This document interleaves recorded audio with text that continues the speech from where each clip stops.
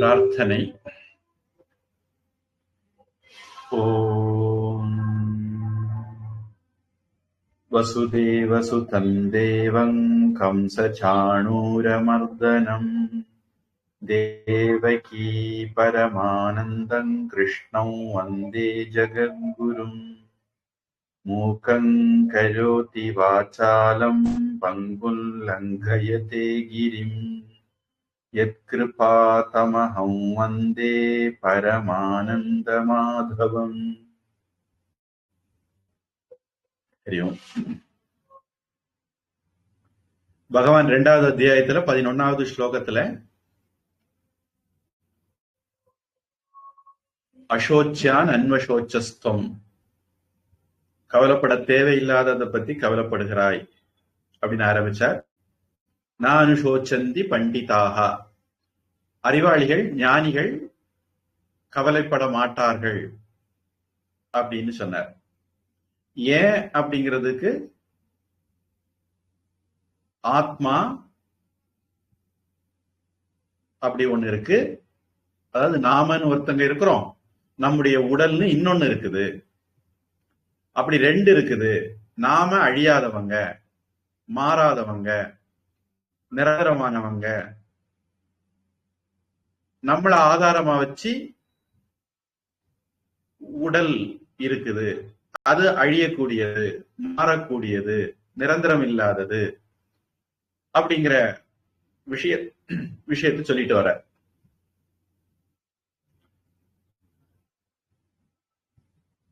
போன வாரம் கடைசியா பார்த்த ஸ்லோகத்துல வேதா அவிநாசினம் நித்தியம் ஏனம் அஜமவ்யயம் கதம் ச புருஷ பார்த்த கம் காதயதி கந்திக்கம்.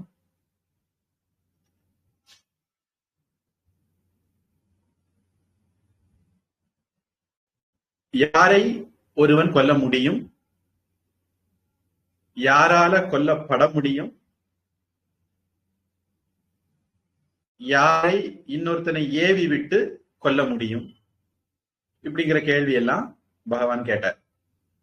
அதாவது இங்க யாரும் கொல்லப்பட போறதும் இல்லை, யாரும் கொல்ல போறதும் இல்லை, யாரும் இன்னொருத்தர் மூலமாக கொல்ல வைக்க போறதும் இல்லை. நமக்கெல்லாம்னா சில கூமுட்டைகளுக்கு அது கிருஷ்ணன் எப்படி கொல்லலாம், அர்ஜுன மூலமா கிருஷ்ணன் தான் கொன்னாரு அப்படின்னு கிளம்பி வருவாங்க. யாரும் இன்னொருத்தர் மூலமா யாரையும் கொல்ல முடியாது, ஆத்மாவை கொல்ல முடியாது. சரீரமோ பிறக்கும், இருக்கும், வளரும், மாறும், தேயும், அழியும். சரீரத்துக்கு 6 விதமான மாற்றங்கள் உண்டு. இதை யாரும் தடுக்க முடியாது. அபிமன்யுவா இருந்தாலும் கிருஷ்ணன் குறுக்க விடல. கோடி லட்சக்கணக்கான பேர் வந்த இடத்துல கிருஷ்ணன் யாருக்கு குறுக்கையும் போய் விடல. போறவங்களை எல்லாம் போக விட்டாரு, மிச்சம் இருக்கிறவங்களை இருக்க வச்சாரு. அதனால பிறக்கும், இருக்கும், வளரும், மாறும், தேயும், அழியும். இந்த 6ம் உடலுடைய சுபாவம். இத கடவுளை ஆண்டவனை கூட மாற்ற முடியாது. அதே சமயம் ஆத்மா நான் அழியாதவன், மாறாதவன், நிரந்தரமானவன், பிறவாதவன், இரவாதவன், எனக்கு இது எதுவுமே பாதிக்காது அப்படிங்கிறத பகவான் சொல்லிட்டு வர்றார். அப்ப நாம ஒவ்வொரு ஸ்லோகம் முடியும் போதும் அதனால நீ கவலைப்பட தேவையில்லாதவங்களை பத்தி கவலைப்படுற, அதனால நீ அறிவாளி மாதிரி பேசு, அறிவாளி கிடையாது அப்படிங்கிற 11வது ஸ்லோகத்தை ஞாபகம் கொண்டு வந்துட்டே இருக்கணும்.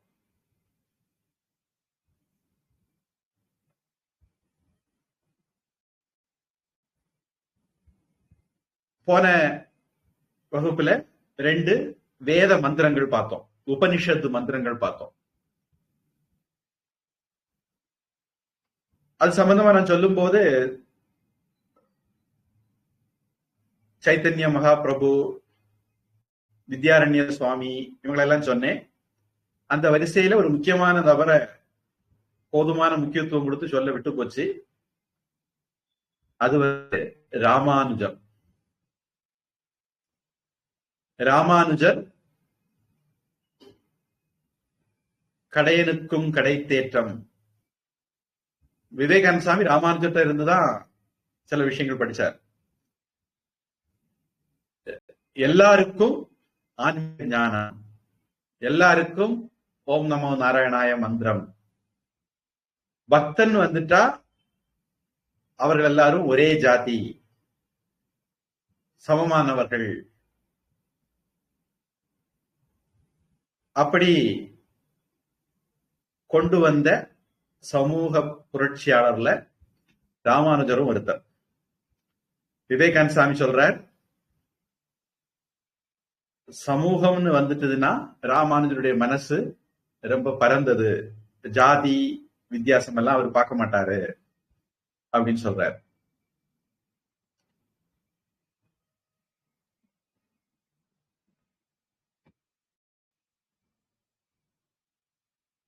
அப்புறம் போன வகுப்புல நாம அப்பிரமேயம் அப்படிங்கிற ஒரு வார்த்தையும் பார்த்தோம். அந்த வார்த்தைக்கு விளக்கம் அல்லது அறிமுகம் நான் ஏற்கனவே பண்ணிட்டேன். உங்களுக்கு ஒருவேளை இப்படி சொன்னா ஞாபகம் வரலாம். முல்லா சாவி தேடினாரு அப்படின்னு சொன்னேன். இருக்கும் இடத்தை விட்டு இல்லாத இடத்துல தேடினாரு அப்படின்னு. அதனால அவருக்கு கிடைக்கல. அப்ப சாவியை அவரு கண்டுபிடிக்க முடியல.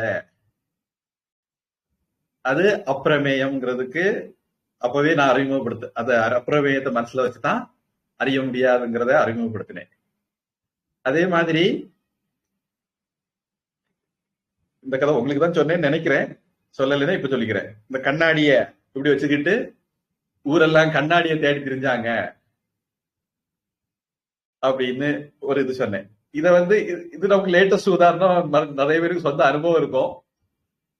சாஸ்திரத்துல கண்டாபரணம், கழுத்துல இருக்கக்கூடிய வைர நெக்லஸ், ஐயோ நெக்லஸ் காணலையே, நெக்லஸ்ல காணலையேன்னு சொல்லிட்டு வீடு முழுக்க, நகைப்பெட்டியில நெக்லஸ காணல, அதனால வீடு முழுக்க தேடினாங்க. கடைசியில எழுத்த வீட்டுக்காரி வந்து அதோ உன் கழுத்துல இருக்க அப்படின்னா, அப்பதான் ஓ என் கழுத்துலதான் இருக்கா அப்படின்னு சொன்னாங்களாம். அது கண்டாபரணம் அப்படின்னு. இன்னொரு இது இதுக்குள்ள பிள்ளைய வச்சுட்டு ஒக்குள்ள பிள்ளைய வச்சுட்டு ஊரெல்லாம் பிள்ளைய தேடி அலைஞ்சான்னு சொல்லுவோம். அவங்க அப்படி ஒரு பழமொழி இருக்கு, ஒக்குல பிள்ளைய வச்சுட்டு ஊரெல்லாம் தேடி அலைஞ்சாலான்னு. இந்த மாதிரி விஷயங்கள் நாம அடிக்கடி நம்ம எல்லாருமே பண்ணுவோம். நம்ம கிட்டே தான் இருக்கும், இல்லைன்னு நாம நினைச்சுக்கிட்டு அந்த நினைப்புனால தேடிட்டு இருக்கோம். இன்னொரு கதையும் சொல்லி இருக்கலாம்னு நினைக்கிறேன். பரமார்த்த பாதிரியும் 10 சிஷ்யர்களும், அப்படி ஒரு கதை உண்டு.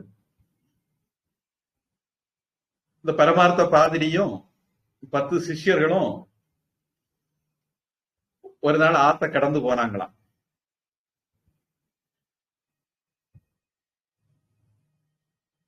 கடந்து போன உடனே ஆறுல நல்ல வெள்ள இழுப்பு. பரமார்த்த பாதிரிக்கு சிஷ்யர்கள்லாம் பத்திரமா வந்து சேர்ந்தாங்களான்னு கணக்கு பார்க்கணும். அப்போ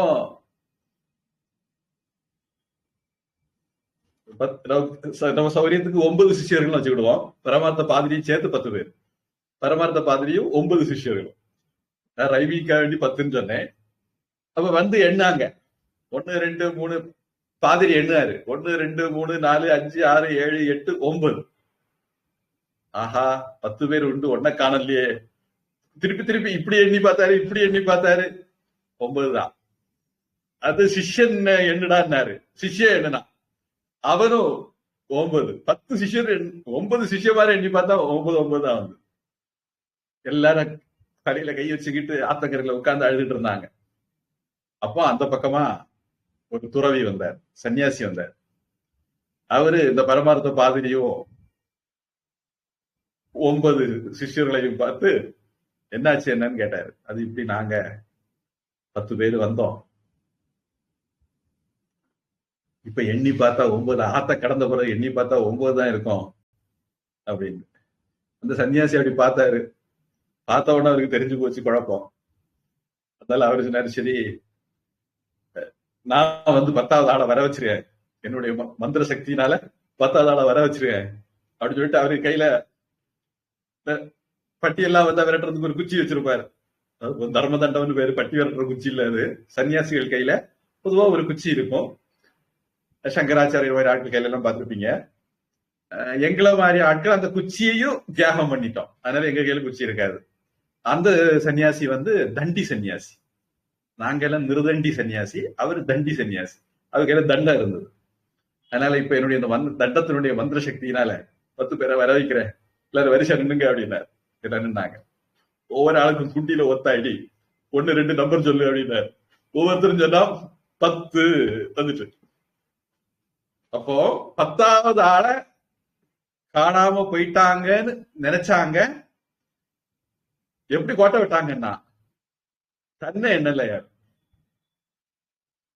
தன்னை எண்ணாம மத்தவங்களை எல்லாம் எண்ணிட்டு இருந்தாங்க. அதனால 10 கோட்டை விட்டாங்க.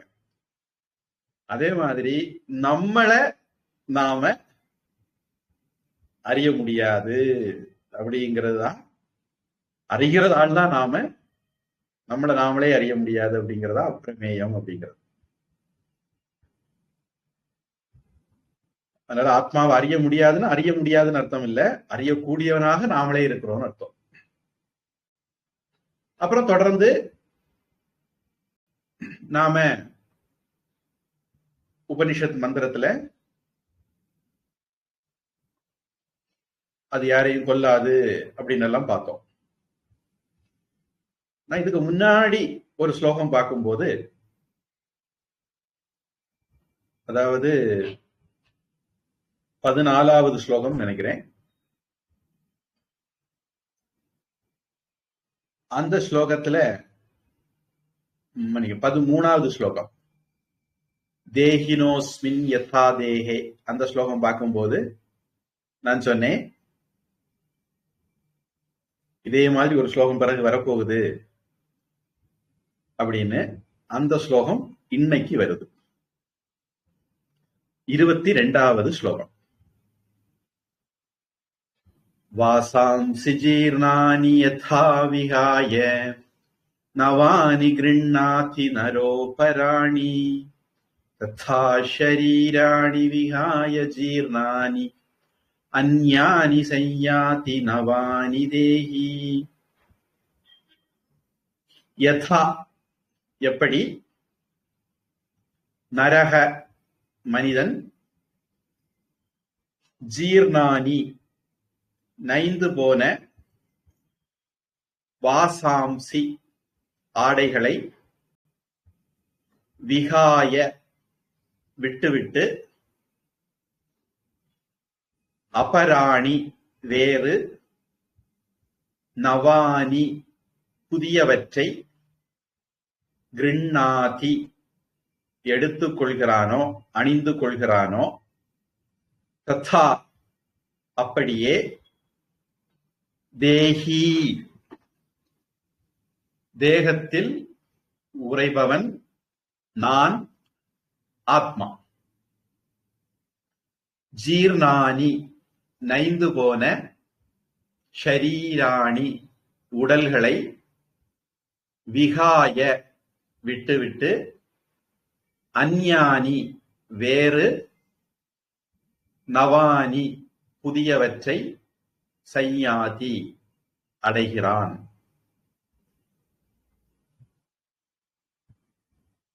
நான் இந்த வார்த்தைகள் அப்படி சொல்லும் போது நீங்க அதுல 1, 2, 3ன்னு நம்பர் போட்டே வந்து, எந்த வார்த்தையை முதல்ல சொல்லி 2வது சொல்லி நம்பர் போட்டே வந்தீங்கன்னா வாக்கிய, இந்த ஸ்லோகம் வந்து வாக்கியமாட்டும் உங்களுக்கு கிடைச்சிடும், சம்ஸ்கிருத வாக்கியமா கிடைச்சிடும். எப்படி மனிதனானவன் நைந்து போன ஆடைகளை விட்டுவிட்டு வேறு புதியவற்றை எடுத்துக் கொள்கிறானோ, அப்படியே தேகத்தில் உறைபவன் பழைய உடல்களை விட்டுவிட்டு வேறு புதியவற்றை அடைகிறான் அப்படிங்கிறது இந்த ஸ்லோகத்தினுடைய அர்த்தம், பொழிப்புரை. நான் முன்னாடி சொன்னேன், தேஹினோஸ்மின் யதா தேஹே கௌமாரம் யௌவனம் ஜரா. உடம்பு குழந்தை பருவம், இளமை பருவம், முதுமை பருவம் மாறிட்டே இருக்குது. ஆனா நாம மாறுறது இல்லை. அதே மாதிரி இங்க இன்னொரு உதாரணம் பகவான் சொல்றார். இப்போ இது நவீன கால பிள்ளைகளுக்கு பொருந்தாது, நமக்கெல்லாம் பொருந்தும். நம்மளெல்லாம் நம்ம அப்பா அம்மா நல்லா வளர்த்தாங்க, நாம நம்ம பிள்ளைகளை நல்லா வளர்க்கல. அதனால அதாவது நாம என்ன பண்ணுவோம், காலையில குளிச்சு புது ட்ரெஸ் உடுப்போம். அதுக்கு அடுத்தது சில பேரு சாயந்தரமும் குளிச்சுக்கிட்டு அடுத்தது புது ட்ரெஸ் கொடுத்துருவாங்க. ரொம்ப ஆச்சாரமானவங்க, ரொம்ப சுத்தமானவங்க அந்த மாதிரி பண்ணுவாங்க. இந்த குறைஞ்சபட்சம் காலையில குளிச்சுக்கிட்டாவது ஒரு ட்ரெஸ் மாத்திடுவாங்க. நவீன கால பிள்ளைகள் குளிக்கிறதும் ஆண்டைக்கு ஒருக்க ஆவணிக்கு ஒருக்க, துணி மாத்துறதும் ஆண்டைக்கு ஒருக்க ஆவணிக்கு ஒருக்க. அது நாத்தம் தெரியப்படாதுன்னு கொஞ்சம் சென்ற அடிச்சுக்கிறது. முக்கியமா இந்த முஸ்லீம் பிள்ளைகள், நான் என்னுடைய பழைய கீதா கிளாஸ்ல சொல்லுவேன், உங்க பக்கத்துல யாராவது சென்ட் அடிச்சுட்டு வந்திருக்காங்கன்னா நீங்க சேஃபா கெஸ் பண்ணலாம், ஒரு வாரம் குளிக்கல, ஒரு மாசம் குளிக்கல அப்படின்னு. நாம என்ன பண்ணுவோம், இன்னைக்கு உடுத்த துணிய நாளைக்கு குளிச்சு முடிச்சோட பழசாயிற்று, அழுக்காயிற்று அப்படின்னு.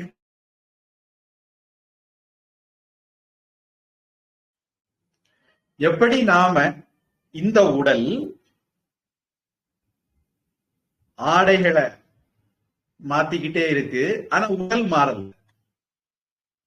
உடல் மாறல, ஆடைகள் மாறிக்கிட்டே இருக்கு. உடல் ஆடைகளை மாத்திக்கிட்டே இருக்கு. பழைய அழுக்கான ஆடைகளை மாத்திட்டு புதிய துவைச்ச ஆடைகளை உடுத்துது. கந்தையானாலும் கசக்கி கட்டு அப்படின்னாங்க ஔவையார். இதே மாதிரி இப்போ உங்களுக்கு புரிஞ்ச உதாரணம் சொன்னேன், உடல்ல ஆடைன்னு. இப்ப அடுத்தது வசிஷ்ட அருந்ததி நியாயம், ஷாக்கா சந்திர நியாயம். உங்களுக்கு தெரியாத ஒரு விஷயத்துக்கு போவோம். இந்த நாம இருக்கிறோம், ஆத்மா இருக்கு, நமக்கு இந்த உடம்பு ஒரு ஆடை. வேற வேற ஜென்மங்கள்ல வேற வேற ஆடை உடுத்திருக்கிறோம்.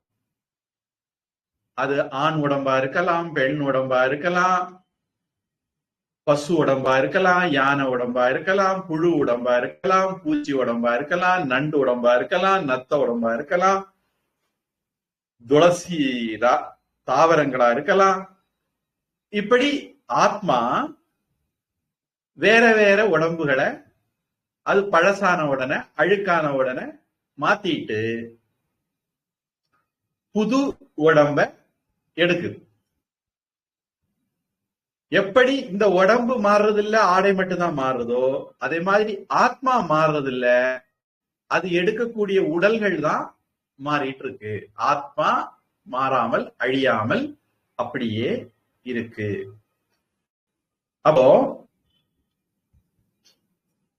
யாருக்காவது புது துணி உடுக்கிறதுக்கு கொஞ்சம் வேணா, கொஞ்சம் வார்த்தையை கொஞ்சம் மாத்திக்கிடுவோம், கோடி துணி உடுக்கிறதுக்கு மடிக்குமா? வருத்தமா இருக்குமா? கோடி துணி சந்தோஷமா இருக்கு. அப்ப நமக்கு இந்த உடம்பு போய் இன்னொரு உடம்பு வருதுன்னா கோடி உடம்பு வருது. யாராவது அதுக்கு வருத்தப்படுவாங்களா? அதனால போதா போகுது, ஒரு புது கோடி கிடைக்க போகுதுன்னு சந்தோஷம் வரும். தீபாவளி வந்தா, பொங்கல் வந்தா, ஓணம் வந்தா சந்தோஷம்தான், ஏன்னா கோடி கிடைக்க போகுது அப்படின்னு. அதே மாதிரி இந்த உடம்பு அது கண்ணு காண மாட்டாங்க, காது கேட்க மாட்டாங்க, பல்லு ஆடுது, முட்டு வலிக்குது, இடுப்பு வலிக்குது, போகுது, இந்த பழசு புது கிடைச்சிட்டு போகுது அப்படின்னு நாம மரணத்தை வரவேற்க தயாரா இருக்கணும். சிவபெருமான் தட்சிணாமூர்த்தி அதனாலதான் தெக்க பார்த்து உட்கார்ந்து இருக்காரு. யமனை பார்த்து அவருக்கு பயமே இல்லை. யம திசை தெற்கு திசை, அவர் யமனை கண்ணுக்கு கண்ணு ஐ டு ஐ அப்படின்னு சொல்லுவாங்கல்ல, அது மாதிரி பார்த்து இருக்காரு. அவருக்கு பயமே இல்லை மரணத்தை பத்தி. அதனால அவருக்கு காலகாலன்னு பேர் உண்டு. அது மாதிரி நம்மளும் காலகாலர்களா மாறணும். எவரை பார்த்தலாம், சாவை பார்த்தலாம் பயப்படக்கூடாது. ஏன்னா அவங்க கோடி துணி கிடைக்க போகுது. காசா படமா ஓசல கிடைச்சா விட்டு வைக்கிறது எதை இருக்கு, வாங்கிக்கிடுவோம் அப்படின்னு தைரியமா சந்தோஷமா மரணத்தை நாம எதிர்கொள்ளணும். அதனாலதான் ஒரு மந்திரம் இருக்கு, மிருத்யுஞ்சய மந்திரம்.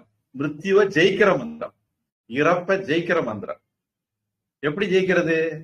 இந்த உடம்பு வேற, நான் வேற, உடம்புதான் அழியும், எனக்கு அழிவு இல்லை அப்படின்னு எவனுக்கு தெரியுமோ அவன் மிருத்யுவ ஜெயிச்சவன். த்ரயம்பகை யஜாமஹே சுகந்திம் புஷ்டிவர்தனம் உர்வாருக்கமிவ பந்தனான் மிருத்யோர் முக்ஷீயமாமிருதாத்.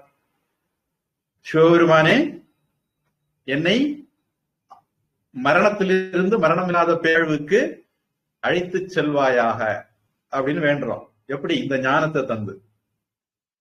அதனால நமக்கு மரணத்தை கண்டு பயம் இல்லை. இப்ப யாருக்கு நான் இந்த உடம்பு இல்ல, உடம்புக்குள்ள இருக்கிறவன், உடம்ப ஆடையா உடுத்திருக்கிறவன் அப்படிங்கிற ஞானம் வந்துட்டுதோ, புரிதல் வந்துட்டுதோ, அந்த ஆளுக்கு மரணத்தை பத்தி எந்த பயமும் இல்லை. ஏன்னா மரணம் கிடையாதுன்னு தெரிஞ்சவர் இல்லையா.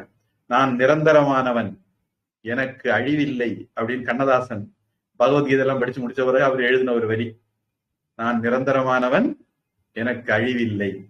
இன்னைக்கு நாம கண்ணதாசன் பேரை சொல்லிட்டு தான் இருக்கிறோம். கண்ணதாசன் பேருக்கு அழிவில்லைன்னு அர்த்தம் இல்ல, கண்ணதாசன் ஆத்மாவுக்கு அழிவில்லைன்னு அர்த்தம்.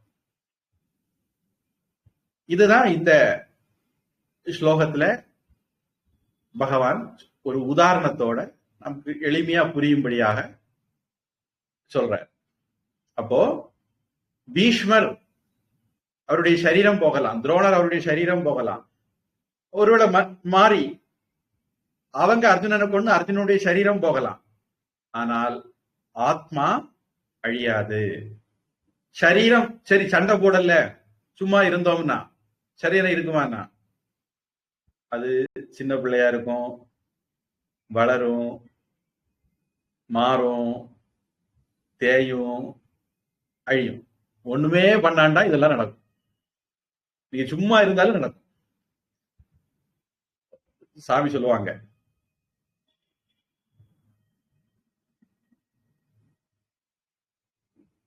வளர்றது சும்மா இருந்தாலும் நடக்கும். ஒரு மனுஷன் வாழணும், அதுக்கு ஞானம் வேணும் அப்படிம்பாங்க. மாடு கூட தான் வளருது, பன்னி கூட தான் வளருது, நாய் கூட தான் வளருது. அதுகளும் சும்மா தின்னுகிட்டே இருந்தா வளர்ந்துகிட்டே தான் இருக்கும். வளர்றதுக்கு பெரிய ஞானம் எல்லாம் வேண்டாம், அது பெரிய கம்ப சூத்திரம் ஒண்ணும் இல்லை. மனுஷன் பக்குவத்துல வளரணும், அறிவுல வளரணும், அதுக்குதான் வாழ்றது அப்படின்னு பேரு. அப்படி இந்த உலகத்துல வாழ்றதுக்கு நமக்கு ஞானம் வேணும். அந்த ஞானத்தை தான் பகவத்கீதை தருது. இதுல சில நுணுக்கங்கள் வேணா சொல்லலாம். இதுக்கு முந்தின ஸ்லோகத்துல சங்கரர் பக்கம் பக்கமா நிறைய விஷயங்கள் எழுதியிருக்காரு. நான் உங்களை கஷ்டப்படுத்த வேண்டாம்னு அதுக்குள்ள எல்லாம் போகல. ஆனா இது கொஞ்சம் சுவாரஸ்யமா இருக்கும், உங்களுக்கு பிரயோஜனப்படுங்கிறதுனால இந்த நுணுக்கங்களை சொல்லேன். நரக அப்படின்னு ஒரு வார்த்தை இருக்கு. சம்ஸ்கிருதத்துல இந்த வார்த்தைய விற்பத்தி அப்படின்னு சொல்லுவாங்க. இந்த வார்த்தை எப்படி உருவாச்சுதுன்னு ஒரு ஆராய்ச்சி பண்ணோம் அப்படின்னா, ந ரீயத்தே இதி நரக அப்படின்னு பிரிக்கலாம். ரீயத்தே அப்படின்னா அழிகிறது, ந ரீயத்தேனா அழியாதது. இப்ப யாரு அழிகிறது இல்லையோ அவன்தான் நரன் அப்படின்னு சொல்லலாம். இப்ப ஆத்மா அழியாதது, நரன் அழியாதவன்.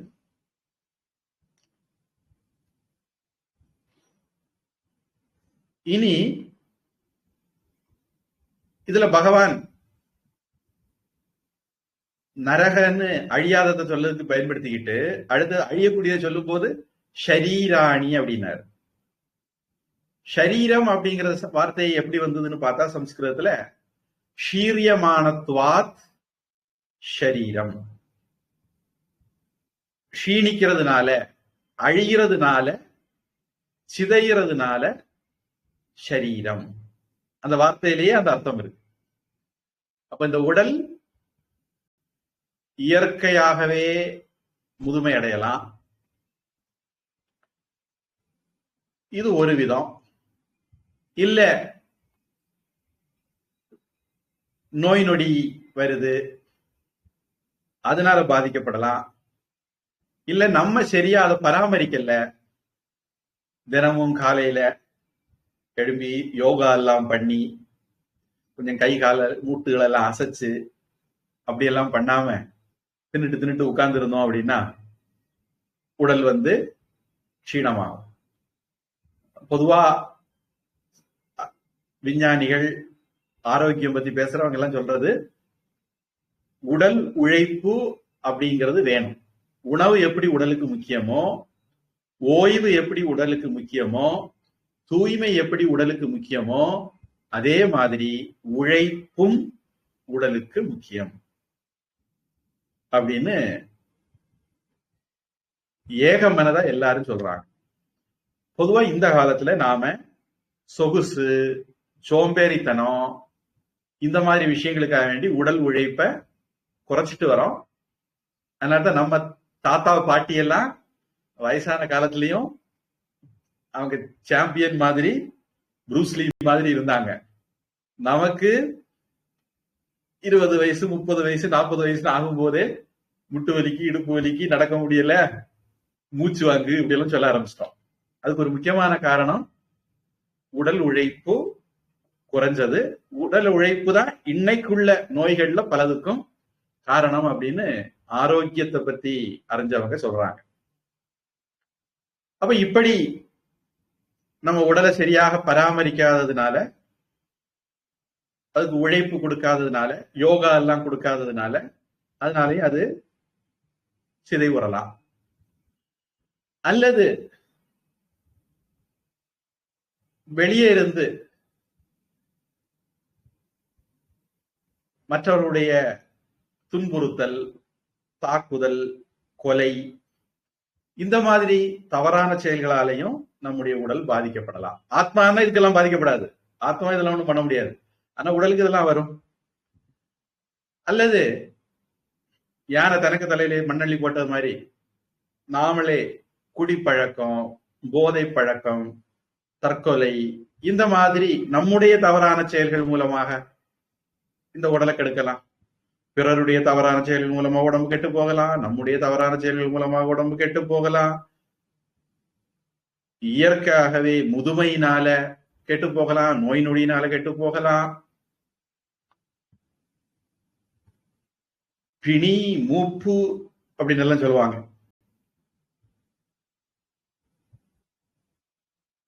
இனி தேஹி அப்படின்னு ஒரு வார்த்தையை பகவான் பயன்படுத்தி இருக்காரு.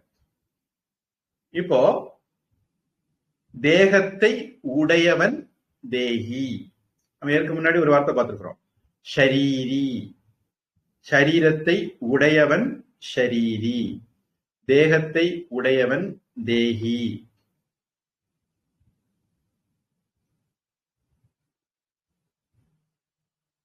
இந்த தேகம் உடலுக்கு எப்படி ஆடை உடையோ அதே மாதிரி ஆத்மாவுக்கு இந்த தேகம் உடை மாதிரி. இந்த உடல் அப்படிங்கிற ஆடைய இந்த தேகம் உடுத்தி இருக்கு.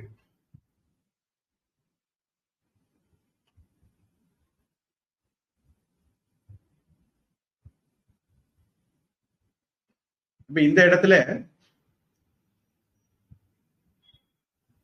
ஜீர்ணானி அப்படிங்கிற வார்த்தைக்கு நஞ்சு போன, கெட்டு போன அப்படிங்கிற அர்த்தம் பொதுவா எடுப்பாங்க. நான் அதுல பழைய, அழுக்கான அப்படிங்கிற அர்த்தத்தை நான் எடுக்கிறேன். அது கொஞ்சம் அதிகமா நல்ல பொருத்தமா இருக்குங்கிறனால நான் அந்த அர்த்தத்தை எடுக்கிறேன். இந்த இடத்துல நமக்கு ஸ்லோகத்துக்கு ஒரு நேரடி சம்பந்தம் இல்லாத ஒரு விஷயத்த பார்க்கலாம்.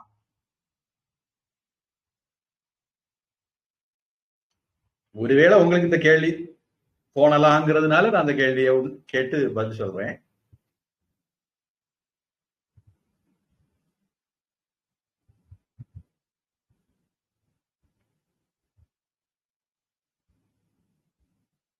இந்த உடல் ஏன் போகுது அப்படிங்கிறத பார்க்கும்போது நோய் நொடி, துன்புறுத்தல், கொலை, தாக்குதல் இப்படி எல்லாம் பார்த்தோம். ஒருத்தர் காய்ச்சல், ஹார்ட் அட்டாக், கேன்சர் அந்த மாதிரி போயிடுறாரு. ஒருத்தர் குழந்தை தொட்டிலேயே இறந்து போகுது. இந்த மாதிரி சந்தர்ப்பங்கள்ல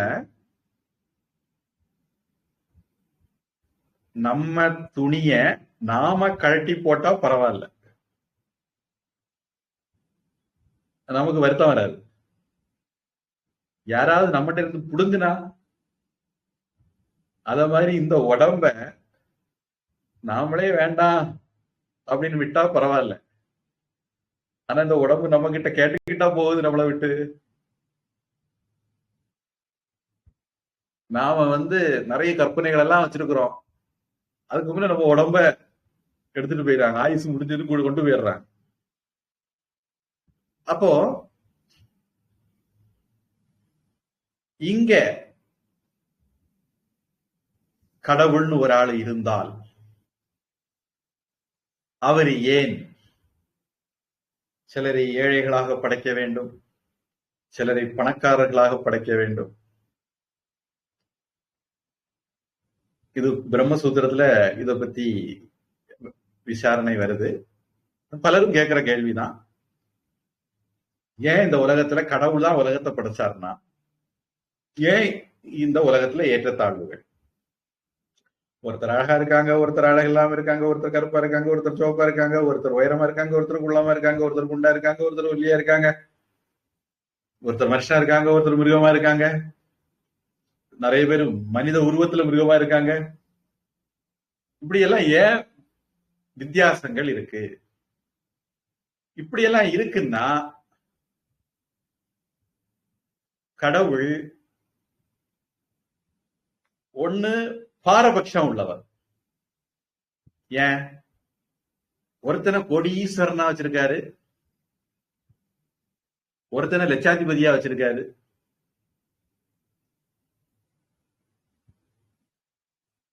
இப்படி பணக்காரர்கள்ல ஏத்த இறக்கம் இருக்கு. பணக்காரங்க தான், ஆனா ஏத்த இறக்கம் இருக்கு. இப்ப கடவுள் பாரபட்சம் வச்சிருக்காரு, தாரதமியம் வச்சிருக்காரு. ஒரு கடவுள் அப்படி வச்சுக்கலாமா? கடவுள்னா எல்லாருக்கும் சமமா எல்லாம் வச்சிருக்கணும்.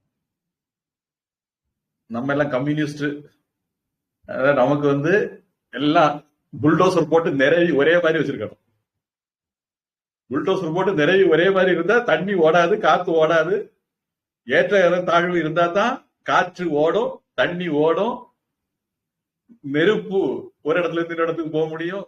ஏற்றத்தாழ்வு தான் உலக இயக்கத்தினுடைய ரகசியமே. ஏற்றத்தாழ்வு இல்லைன்னா உலகமே இயங்காது. ஆனா முட்டாப்பய கூட்டம் கம்யூனிஸ்ட் என்ன பண்ணுவாங்க, எல்லாம் நிறைவி சமப்படுத்தி நினைப்பாங்க. இப்ப நாமளும் அந்த தாக்கம் நமக்கு இருக்கனால கடவுள்னா சமமானவரா இருக்கணும்ல. இன்னொன்னு, கடவுளுக்கு கருணையே இல்லை. ஏன் ஒருத்தனை ஏழையா வச்சிருக்காரு, ஒருத்தனை பணக்காரரா வச்சிருந்தவரு இன்னொருத்தனை ஏழையா வச்சிருக்காரு. அடுத்தவளை சாப்பாட்டுக்கு வழி இல்லை, அதனால அவருக்கு கருணையே இல்லை. இப்படியெல்லாம் நமக்கு கேள்விகள் வரும். அதனால இந்த ஓமை, இந்த பாடல்ல உள்ள இந்த ஓமை என்ன சொல்ல வருதுன்னா, பழைய துணிகளை களையிறது எப்படி நம்ம சார்ந்து இருக்கோ, நாம தான் முடிவெடுக்கிறோமோ, அத மாதிரி பழைய உடல்களை களையிறதும் நம்ம சார்ந்துதான் இருக்கு. இல்லையே, நான் இன்னும் ஒரு 50 வருஷம் இருக்கலாம்னு நினைக்கிறது. ஆண்டவன் உடம்பு உயிரை எடுத்துட்டு போயிட்டாரு அப்படின்னா இது வரைக்கும் ஒண்ணும் கேட்கல சுவாமிஜி. எல்லாருக்கும் தொந்தரவு இருக்கா? இல்ல சாமி, கேக்கு. எனக்கு இப்பதான் உஷாமா கேக்குது. இடையில உஷாமா அப்படி கொஞ்சம் வாய்ஸ் பிரேக் இருந்தது. அப்போ கடவுள் நமக்கு உடலை தர்றதும் கிடையாது, உடலை எடுக்கிறதும் கிடையாது. கடவுளுக்கும் இதுக்கும் சம்பந்தம் இல்லை. தீதும் நன்றும் பிறர் தர வாரா, யதா கர்ம யதா ஸ்ருதம் அப்படின்னு உபனிஷத் சொல்லு. கடவுளுடைய விருப்பப்படி நாம இந்த உடம்பை எடுக்கிறோம்னா கடவுள் கொடுங்கோலன் தான், கருணை இல்லாதவன் தான், பாரபட்சம் உள்ளவன் தான்.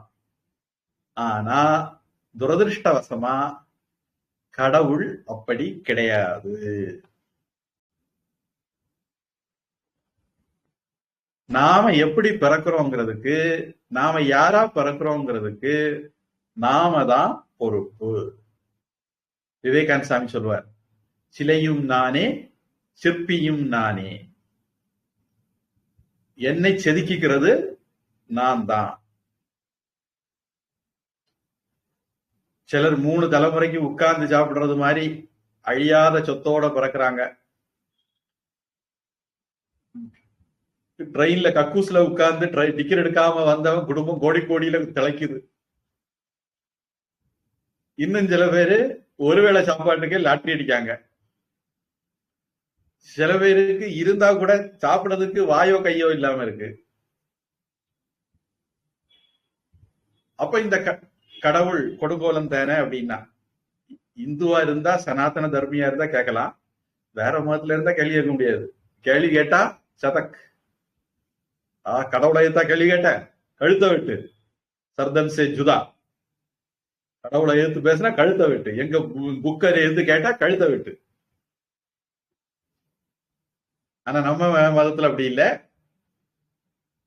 சந்தேகம் இருந்தா தாராளமா கேட்கலாம். அது கடவுளை பத்தியா இருந்தாலும் கேட்கலாம், புனித நூல்களை பத்தியா இருந்தாலும் கேட்கலாம். கேள்வி கேட்காதேன்னு சொல்லிட்டு வாய் அடக்கிறது, சாத்தான் தான் உன்னை கேள்வி கேட்க வைக்கிறான், இப்படி டயலாக் விடுறதெல்லாம் சனாதன தர்மத்துல, இந்து தர்மத்துல கிடையாது. அப்போ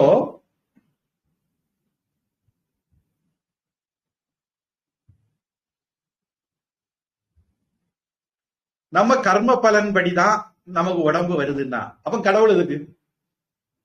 இது அடுத்த கேள்வி. கர்ம பலன் படிதான் உடம்பு வருது, கடவுளுக்கு சம்பந்தம் இல்லைன்னா அப்ப நாம இதுக்கு சாமி கும்பிடணும்.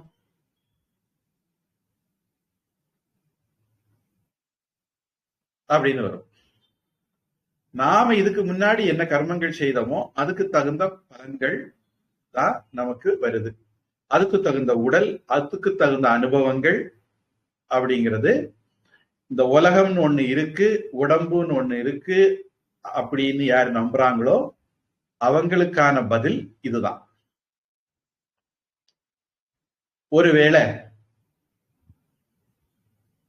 நம்ம கடவுள்கிட்ட கேட்போம், ஆண்டவனே நீங்க தான் என்ன படைச்சீங்களா அப்படின்னு. கடவுள் சொல்லுவார், ஆமா நான் தான் படைச்சேன். இல்ல கர்ம பலனுக்கு ஏத்த மாதிரி தான் நாங்க பிறந்தோம்னு சொல்றாங்க. ஆமா நான் படைக்கல.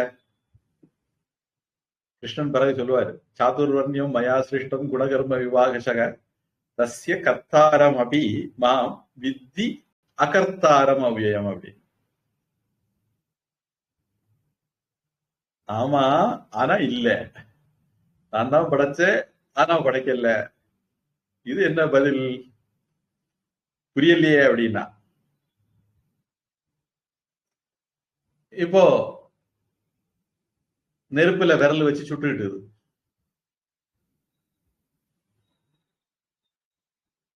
நாம நெருப்பு கிட்ட கேட்கும், நெருப்ப நீ என்ன ஏன் சுட்ட அப்படின்னு.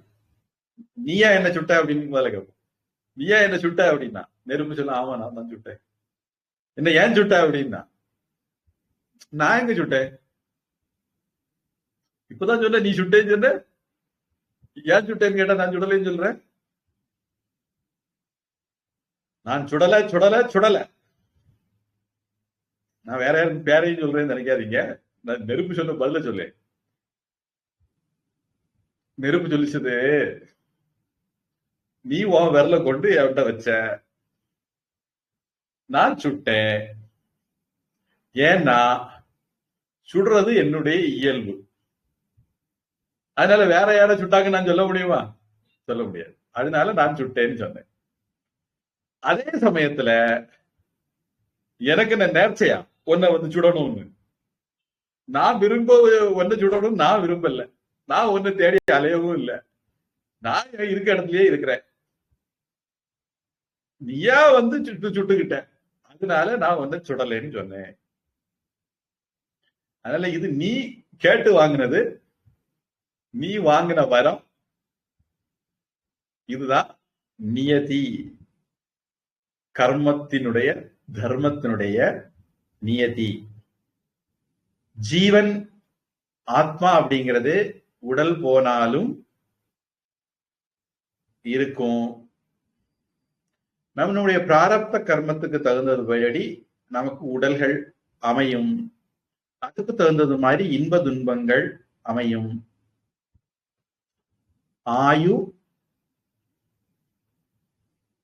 போக,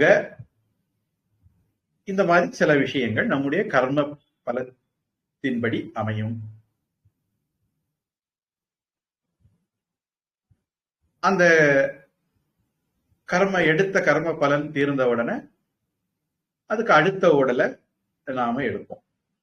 ஆனா நம்முடைய புதிய உடலை எடுக்கிறதுங்கிறது நம்முடைய கர்ம பலன்கள், நம்முடைய செயல்கள் தான் முடிவு பண்ணுது. அதனால கடவுள் இதுல ஒரு சூப்பர்வைசர். எல்லாம் கரெக்டா நடக்கா, 5 ரூபாய்க்கு பாவம் செய்திருக்கான், 5 ரூபாய்க்கு தான் கஷ்டம் கொடுக்கணும். 10 ரூபாய்க்கு புண்ணியம் செய்திருக்கிறான், 10 ரூபாய்க்கும் புண்ணியம் கொடுக்கணும்.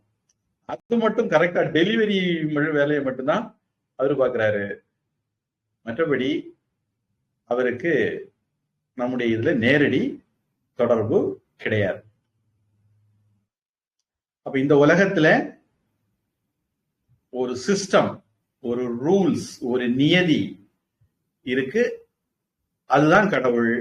அந்த நியதிப்படி காரியங்கள் நடக்குது. அப்போ நம்ம புதிய உடலை எடுக்கிறோம் அப்படின்னா எது புதுசு? அதை யாரு தீர்மானிக்கிறது?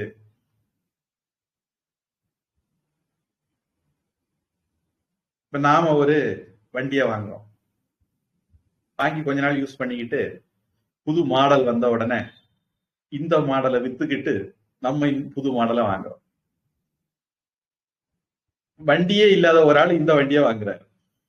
நம்ம செகண்ட் ஹேண்ட் வித்தத, அவருக்கு இது புது வண்டி, நமக்கு அது பழைய வண்டி. இப்ப எது புதுசு எது பழசு அப்படிங்கிறது மனுஷனுக்கு மனுஷன் வித்தியாசப்படும். இன்னும் சில பேரு பழைய பொருட்களை எல்லாம் கலெக்ட் பண்ணுவாங்க. கர்நாடகால கொக்கே சுப்பிரமணியா அல்லது தர்மஸ்தலா, அங்க ஒருத்தர் இருக்காரு. அவர் வீட்டை ரொம்ப பழைய பழைய பழைய வண்டிகள் எல்லாம் வச்சிருக்காரு.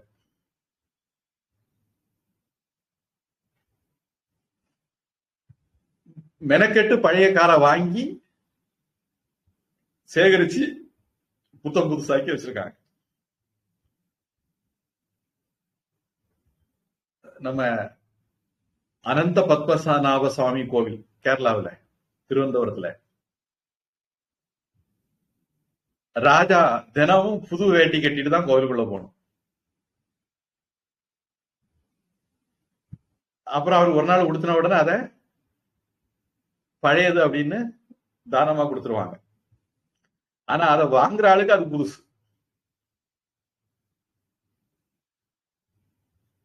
அது மாதிரி இந்த உடம்புலையும் நம்ம தான் எது பழசு எது புதுசுன்னு தீர்மானிக்கிறாள். நம்ம சாகக்கூடாதுன்னு நினைச்சா நமக்கு சாவு வந்து அது அகால மரணம்னு சொல்லுவோம். சில பேர் எப்பண்டா போவோம் அப்படின்னு நினைச்சிட்டு இருப்பாங்க. அவங்களுக்கு சாவு வந்துன்னா டைமுக்கு போயிட்டோம்பா அப்படின்னு நினைப்பாங்க. படுத்த படுக்கையா ஆகாம நோய் நொடின்னு வர ஆரம்பிச்ச உடனேயே புது கோடி உடம்பு எடுத்தாச்சு அப்படின்னு அவங்களுக்கு சந்தோஷம் தான். அதனால இது ஒரு சப்ஜெக்டிவான இது, எது புதுசு எது பழசு அப்படிங்கிறது. எப்படியானாலும் எது பழசானாலும் சரி எது புதுசானாலும் சரி உடல் மாறிக்கிட்டே இருக்கும். தேகி நாம ஆத்மா மாற மாட்டோம். இந்த தேகம் அப்படிங்கிறது கூட சமஸ்கிருதப்படி அர்த்தம் பார்த்தா தகிக்கக்கூடியது, தகனத்துக்கு ஆனது அப்படிங்கிற ஒரு அர்த்தத்துல தேகம் அப்படின்னு கூட சொல்லலாம். அதனால நாம விரும்பினமோ விரும்பலையோ ஒவ்வொரு கணமும் நம்முடைய உடம்பு பழசாயிட்டே இருக்கு. பழைய செல்கள் அழியுது, புதிய செல்கள் வந்துகிட்டே இருக்கு. அதனால இந்த உடம்பை காப்பாத்துறது அப்படிங்கிறது நடக்காத காரியம். அதே சமயத்துல இந்த உடம்புக்கு ஓனர் தேகி யார் இதை ரொம்ப தெளிவா உணர்ந்துக்கிறாங்களோ அவங்களுக்கு சோகம் வராது. யாருக்கு இதுல மோகம் இருக்கோ மயக்கம் இருக்கோ அவங்களுக்கு சோகம் வரும். யாருக்கு இதுல மோகம் மயக்கம் இல்லையோ அவங்களுக்கு சோகம் வராது. அதனால அசோச்சியான் அன்வசோச்சக பண்டிதாக ந அனுசோச்சந்தி அப்படிங்கிறத இங்கேயும் நாம சம்பந்தப்படுத்தி பார்க்கணும். தான் ஆத்மா அப்படின்னு தெரிந்தவன் கவலைப்பட மாட்டான். அறிவாளி இது தெரிஞ்சதுனால கவலைப்பட மாட்டான். தான் சரீரம் நினைக்கிறவன் முட்டாள் தான் கவலைப்படுவான். அர்ஜுனா நீ கவலைப்படுக, அப்ப நீ யாரு அப்படின்னு அவர் கேட்கல, நம்ம அப்படி கேட்கறதா புரிஞ்சுக்கணும். இனி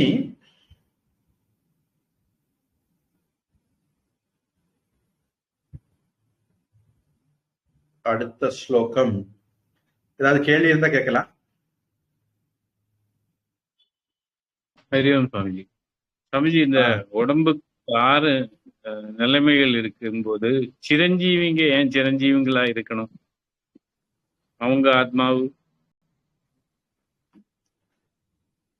சிரஞ்சீவியும் அந்த வார்த்தையே என்ன சொல்லுதுன்னா சிரம் ஜீவின்னு சொல்லுது.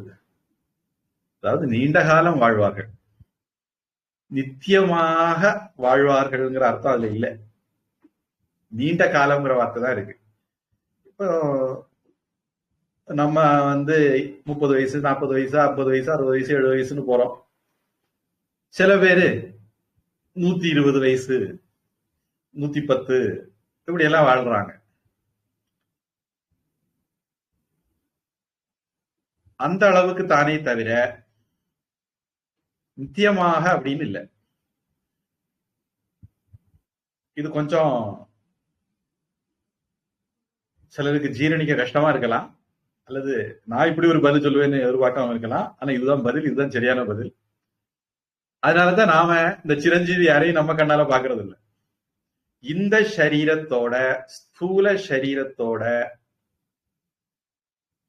நீண்ட காலம் வாழலாமே தவிர நிரந்தரமாக வாழ முடியாது. கிருஷ்ணனின் அடுத்தது 1-2 ஸ்லோகம் பொறுத்து சொல்ல போறாரு. ஜாதஸ்ய ஹி த்ருவோ மிருத்யு த்ருவம் ஜென்ம மிருதஸ்ய ச. பிறந்தா அழியணும், அழிஞ்சா பிறக்கணும், ஞானம் இல்லாதவனா இருந்தா. இந்த உடலுக்கு அதுதான் நியதி. அதனால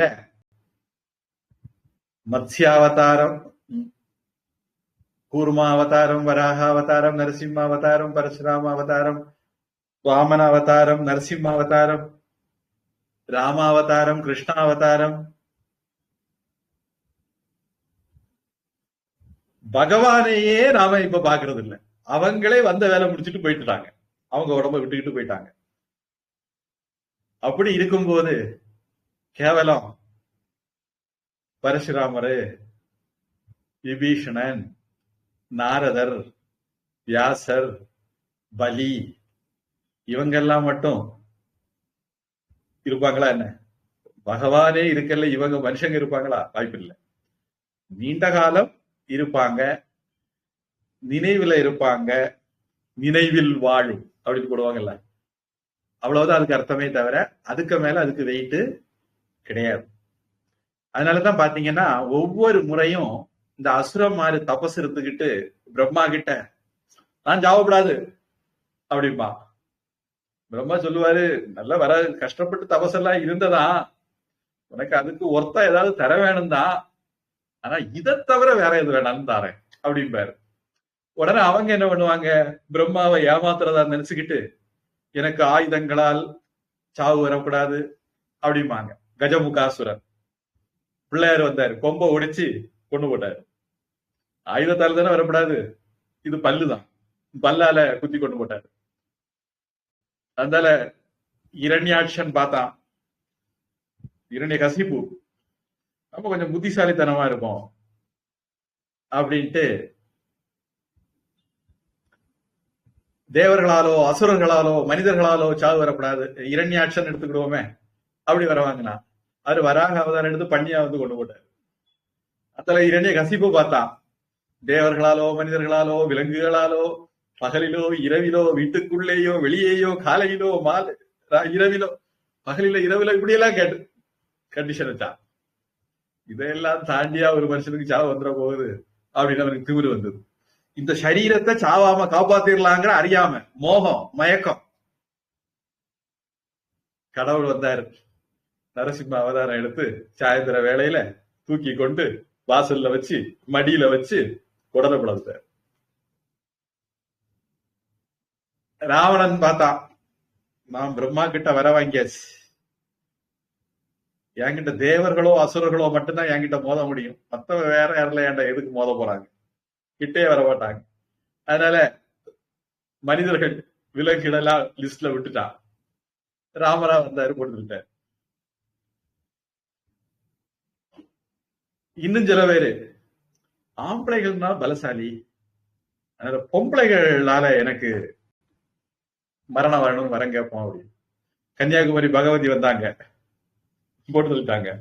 கல்யாணம் ஆகாத பொண்ணாதான் இருக்கணும். ஒருவேளை கல்யாணம் ஆன பொண்ணா இருந்தா கொஞ்சம் வயசாகி ஒருவேளை சக்தி எல்லாம் இருக்கலாம், அதுல கல்யாணம் ஆனையாத பொண்ணா இருக்கணும், அப்ப சின்ன பொண்ணா கன்னி பொண்ணா இருக்கும் அப்படின்னு நினைச்சு கேட்டா கன்னியாகுமரியா வந்து கொடுத்துட்டாங்க.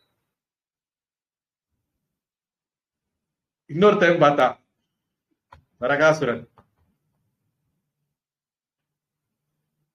தாயிற் சிறந்த கோயிலும் இல்லை, தந்தை சொல்விக்க மந்திரம் இல்லை, அம்மா ஒரு பிள்ளைய கொல்லுவாளா, எங்க அம்மா கையாலதான் எனக்கு சாவு வரணும் அப்படின்னா கிருஷ்ணன் அவதாரம் எடுத்த சத்யபாமாவை வச்சு போட்டுட்டார். அதனால இந்த சரீரத்துக்கு அழிவு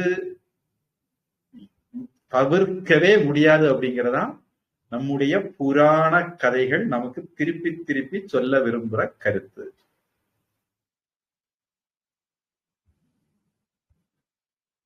ஆத்மாதான் அழியாமல் இருக்க முடியும், ஆத்மாவுக்குத்தான் நிரந்தரம் நித்தியத்துவம் முக்தி, சரீரத்துக்கு அழிவுங்கிறது சர்வ நிச்சயம். இன்னைக்கா நாளைக்காங்கிறது மட்டும்தான் கேள்வியே தவிர அதுக்கு அழிவு நிச்சயம்.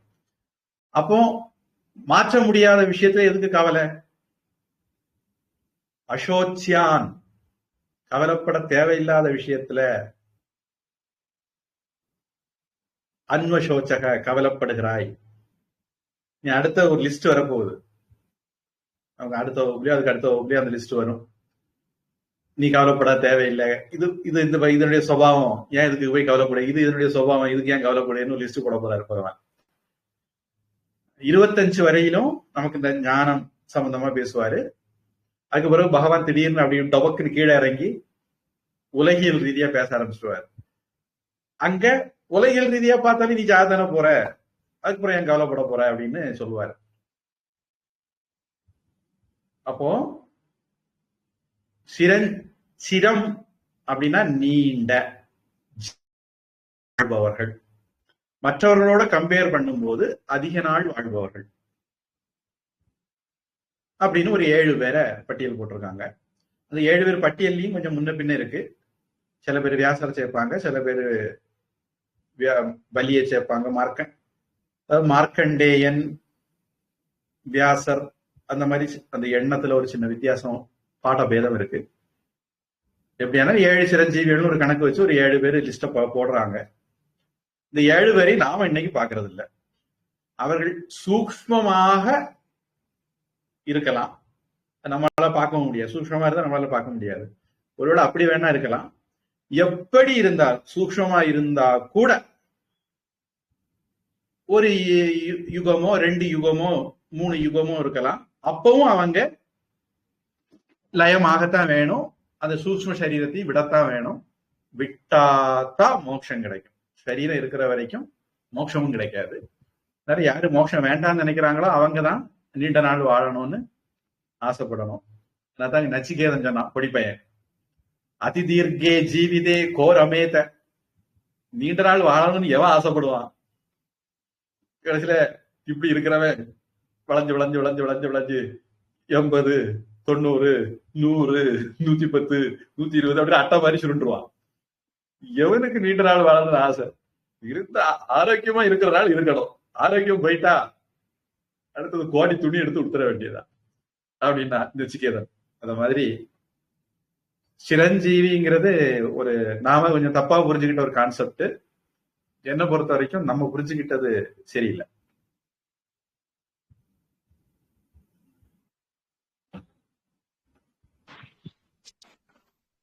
சாமிஜி, அது மாதிரி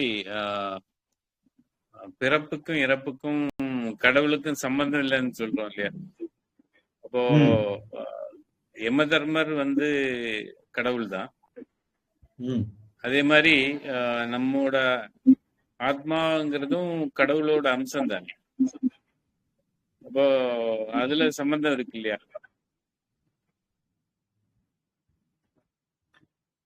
அதாவது ஃபெசிலிட்டேட்டர் அப்படின்னு ஒரு வார்த்தை இங்கிலீஷ் சொல்லுவாங்க.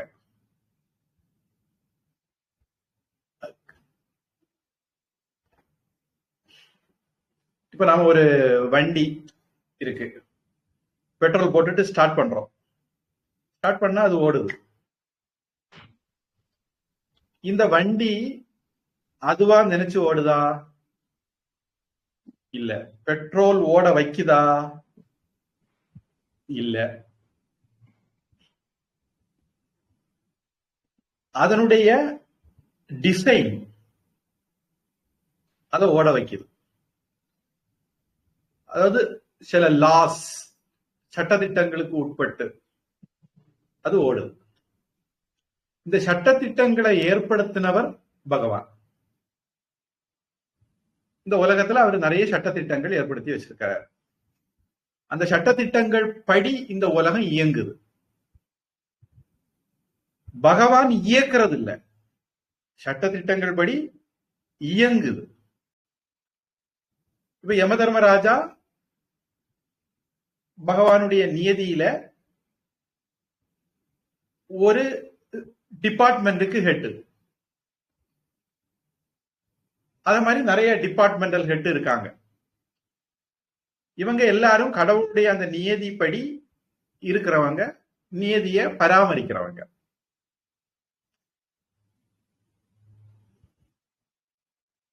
ஒரு உதாரணம் சொல்றதா இருந்தா,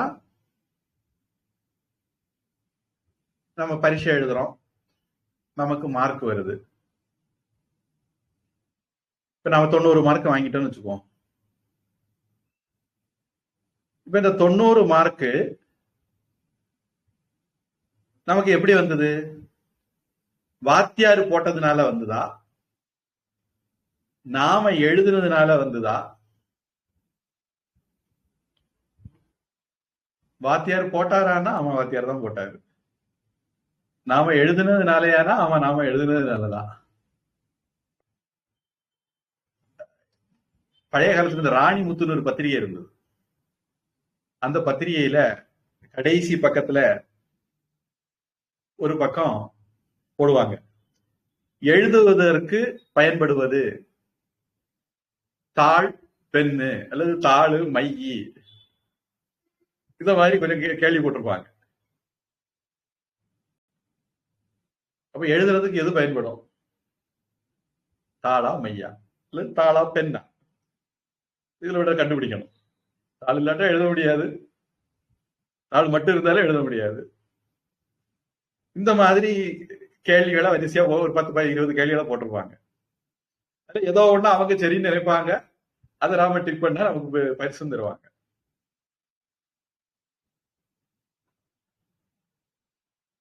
இந்த இடத்துல நான் ஒரு சில வகுப்புலாட்டே உங்களுக்கு இதை சொல்லணும்னு நினைச்சிட்டு இருந்தேன்.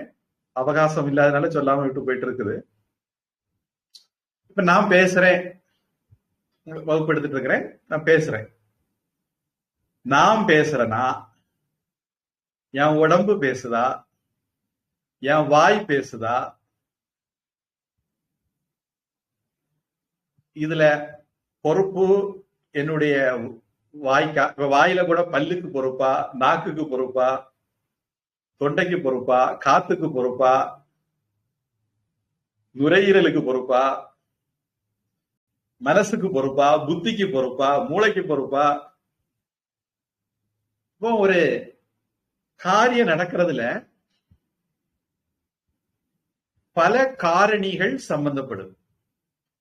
கடவுள் அப்படித்தான் இந்த உலகத்தை டிசைன் பண்ணிருக்காரு. இந்த கேள்வியில நான் எதுக்கு கேட்கிறேன்னா, நமக்கு பகவத்கீதைக்கு இதுக்கு என்ன சம்பந்தம்னா, நாம நிறைய பேரு நான் செய்தேன் அப்படின்னு நினைக்கும். இந்த கிளாஸுக்கு வர்றதுக்கு முன்ன இந்த கிளாஸ்ல நான் என்ன பேச போறேன்னு எனக்கு தெரியாது. நான் பேச தோசைக்கு மாவாட்டும் போது நம்ம சின்ன பிள்ளையில இருக்கும்போது நம்ம ஆட்டுவோம், அம்மா தள்ளி தள்ளி தருவா. அத மாதிரி நான் வந்து உட்கார்ந்து பேசுறேன், கடவுள் தள்ளி தள்ளி தாராரு, வந்துட்டு இருக்கு. நான் இந்த வார்த்தைக்கு அடுத்தது இந்த வார்த்தை பேசணும், இதுக்கு அடுத்தது இதை சொல்லணும் அப்படின்னு நான் யோசிக்கல. இதே மாதிரி காரியங்கள் பல காரணிகளால நடக்க நாம என்ன நினைக்கிறோம் அப்படின்னா, நான் தான் செய்தேன், நான் தான் இதுக்கு காரணம், எனக்கு தான் கிரெடிட், நான் எவ்வளவு அழகா பாடுறேன்னு தெரியும், அதனால எனக்கு தான் ஃபர்ஸ்ட் பிரைஸ் வரணும், நான் எவ்வளவு அழகா கோலம் போட்டேன் அதனால எனக்கு தான் பிரைஸ் வரணும். நான் நான் அப்படின்னு அகங்காரத்தினால நம்ம நினைக்கிறோம். தத்துவவித்து மகாபாகோ குணை கர்மாணி சர்வசக. தத்துவங்களை, உலகத்தினுடைய நிஜத்தை அறிந்தவன் நான் செய்கிறேன். கத்தா அகமிதி மன்யதே மூடக அப்படின்னு பகவான் சொல்ல போறார். நான் செய்கிறேன் முட்டாள் நினைப்பான். ஆனா அறிவாளி நான் செய்தேன் நினைக்க மாட்டான். கடவுள் என்ன கொண்டு ஒரு கருவியா செய்ய வச்சார், கடவுளும் செய்யல, நான் கருவியாக செயல்படுகிறேன். இந்த உலக நியதிகள் என்ன செயல்பட வைக்கிறது. இது ஒரு நுட்பமான நம்ம கவனிக்க வேண்டிய விஷயம். பொதுவா நம்ம கோட்டை விட்டுறது, நம்ம நான் செய்தேன் அப்படின்னு நினைக்கிறோம். அதனால நம்முடைய மரணத்துக்கு யமதர்மராஜா காரணம் இல்லை. நம்ம கர்மம் வேற தீர்ந்ததுன்னா க்ஷீணே புண்ணிய மர்த்தியலோகம் விசந்தி. புண்ணியம் தீர்ந்ததுன்னா யமதர்மராஜா பழையபடி பூலோகத்துக்கு அனுப்பி விட்டுருவாரு. அவருக்கு புண்ணியம் தீர்ந்ததுன்னா அனுப்பி விடுறதுதான் வேலையை தவிர அவரு இஷ்டத்துக்கு பூலோகத்துக்கோ நரகத்துக்கோ சொர்க்கத்துக்கோ அனுப்ப மாட்டார். அவருடைய இஷ்டத்துக்கு அங்க இடம் இல்லை. இத மாதிரி அவங்க விரும்பி எதுவும் செய்யாதனால அந்த செயலுடைய பொறுப்பு அவங்களுக்கு கிடையாது. நம்ம இன்னைக்கு கர்ம யோகத்துல பார்க்க போறோம். நம்மளை பொறுத்த வரைக்கும் ஒரு செயல் அப்படிங்கிறது யாரு தான் செய்ய வேண்டும் என்று விரும்பி செய்கிறார்களோ அவர்கள் தான் அதுக்கு பொறுப்பு. யாரு தான் விரும்பி செய்யலையோ, இது என்னுடைய கடமை, அதனால செய்கிறேன். இந்த சூழ்நிலை நான் செய்யணும், அதனால செய்கிறேன். இது கடவுளுக்கு செய்யற பூஜை, அதனால செய்கிறேன். இதனுடைய பலாபலன்கள் பத்தி எனக்கு கவலை இல்லை, அதனால செய்கிறேன். மற்றவர்களுக்கு நன்மை இருக்கு, அதனால செய்கிறேன். இப்படி செய்யறவங்க எல்லாம் அந்த செயலை செய்யாதவங்களுக்கு சமானம் அப்படின்னு நம்ம பிறகு கர்மயோகத்துல பார்க்க போறோம். அதுதான் பகவத்கீதையினுடைய அடிநாதமான கருத்து. கிருஷ்ணன் அர்ஜுனனுக்கு சொல்லக்கூடிய அடிநாதமான கருத்து இதுதான். அப்ப நாம செய்கிறோம் அப்படிங்கறது அகங்காரத்தினால வர்றது, நான் செய்கிறேங்கிற உணர்வுனால வருது. உண்மையிலேயே நாம செய்கிறோம் நினைக்கிற காரியங்களும் உண்மையிலே நாம செய்கிறது இல்லை.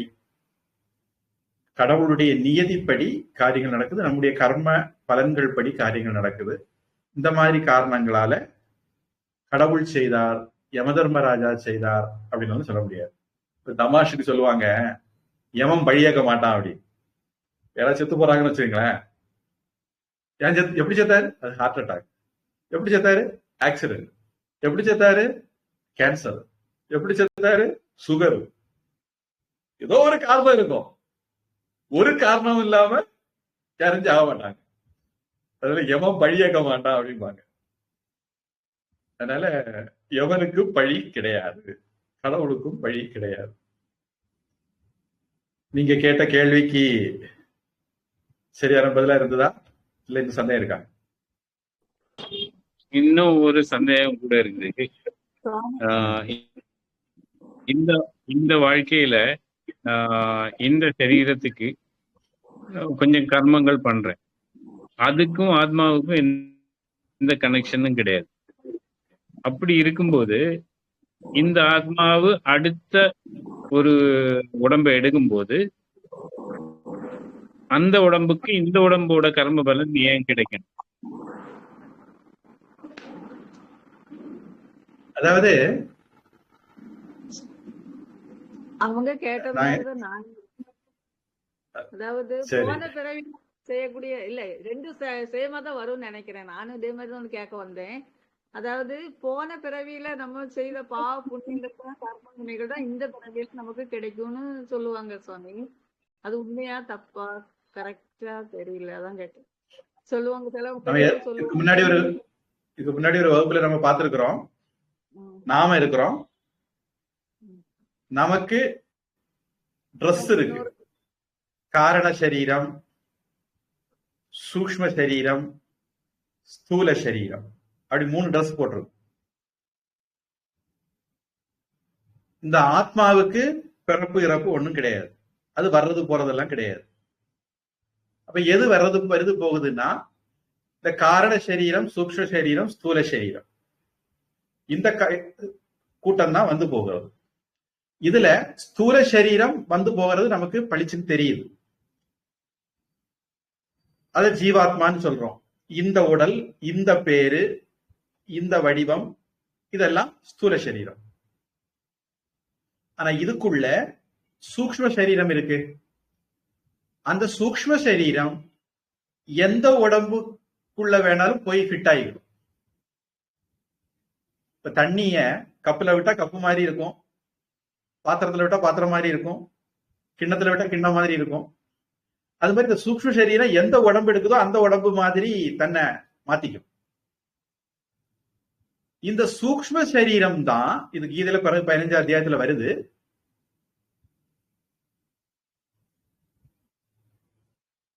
ஸ்ரோத்ரம் சக்ஷுஸ்பர்ஷனம் ச ரசனம் கிரஹணமேவ ச அதிஷ்டாய மனச்சாயம் விஷயானுபசேவதே. அந்த இதை ஒட்டி வரும்போது வாயுர்கந்தானி வாஷயாத், எப்படி வாயுவானது மலர்களுடைய மனங்களை கொண்டுட்டு போகுதோ அதே மாதிரி இந்த சூக்ஷ்ம சரீரம் இந்த ஜென்மத்தினுடைய கர்ம பலன்களை கொண்டுட்டே போகுது. சூக்ஷ்ம சரீரத்துலதான், இன்னும் ரொம்ப கரெக்டா சொன்னா காரண சரீரத்துலதான் ஒட்டுமொத்த அக்கவுண்டும் இருக்கு. ஜென்மாந்திரமாக இருக்கக்கூடிய எல்லாம் காரண சரீரத்துல இருக்கு. அந்த காரண சரீரம், சூக்ஷ்ம சரீரம் ரெண்டுமே அடுத்தடுத்த ஜென்மத்துக்கு போயிட்டே இருக்கு. அதனால இந்த கர்ம பலன்களுக்கு ஒரு கண்டினியூட்டி இருக்கு. ஸ்தூல சரீரத்துக்கு அந்த கண்டினியூட்டி கிடையாது. ஸ்தூல சரீரம் விட்டுரும். இப்ப இந்த மனித ஜென்மத்துல சில செய்த கர்மத்தினுடைய பலன்கள் சிலது மனித உடல்ல தான் அனுபவிக்க முடியுமா இருந்தா, அடுத்தது எப்ப மனித உடல் எடுக்குதோ அப்பந்தான் அது வெளியே வரும். அது வரைக்கும் டார்மண்டா பதுங்கி ஒளிச்சு இருக்கும். ஹைபர்னேஷன் சொல்லுவாங்க. இப்போ உங்களுக்கு இப்படி சொன்னா புரியலைன்னா, கொஞ்சம் நம்ம கொஞ்சம் அறிவியல் எல்லாம் படிச்சிருக்கிறதுனால அறிவியல் மூலமா பார்ப்போம். நம்ம ஜீன்கள்ல நாம கருப்பா இருக்கிறதுக்கும் வாய்ப்பு இருக்கு, வெளுப்பா இருக்கிறதுக்கும் வாய்ப்பு இருக்கு, உயரமா இருக்கிறதுக்கும் வாய்ப்பு இருக்கு, குள்ளமா இருக்கிறதுக்கும் வாய்ப்பு இருக்கு, புத்திசாலியா இருக்கிறதுக்கும் வாய்ப்பு இருக்கு, முட்டாளா இருக்கிறதுக்கும் வாய்ப்பு இருக்கு. நம்முடைய ஜீன்கள்ல எல்லா ஜீனும் இருக்கு. ஆனா கரு உருவாகும் போது இந்த ஜீன்கள்ல இருக்கக்கூடிய குணாதிசயங்கள்ல சில குணாதிசயங்கள் மட்டும்தான் வெளிப்படுது. சயின்ஸுக்கு இங்கதான் பதில் சொல்ல முடியாது, நம்ம அதுக்கு பதில் சொல்றோம். உங்க அம்மாவுடைய ஜீனும் உங்களுடைய ஜீனும் ஒண்ணு. உங்க அப்பாவுடைய ஜீன் தான் உங்ககிட்ட இருக்கு. ஆனா உங்க அப்பாவுடைய குணாதிசயங்கள் உங்க எல்லாம் உங்ககிட்ட இல்ல, உங்க அம்மாவுடைய குணாதிசயங்கள் எல்லாம் உங்ககிட்ட இல்ல, உங்ககிட்ட கொஞ்சம் வித்தியாசமா வெளிப்பட்டிருக்கு. அப்போ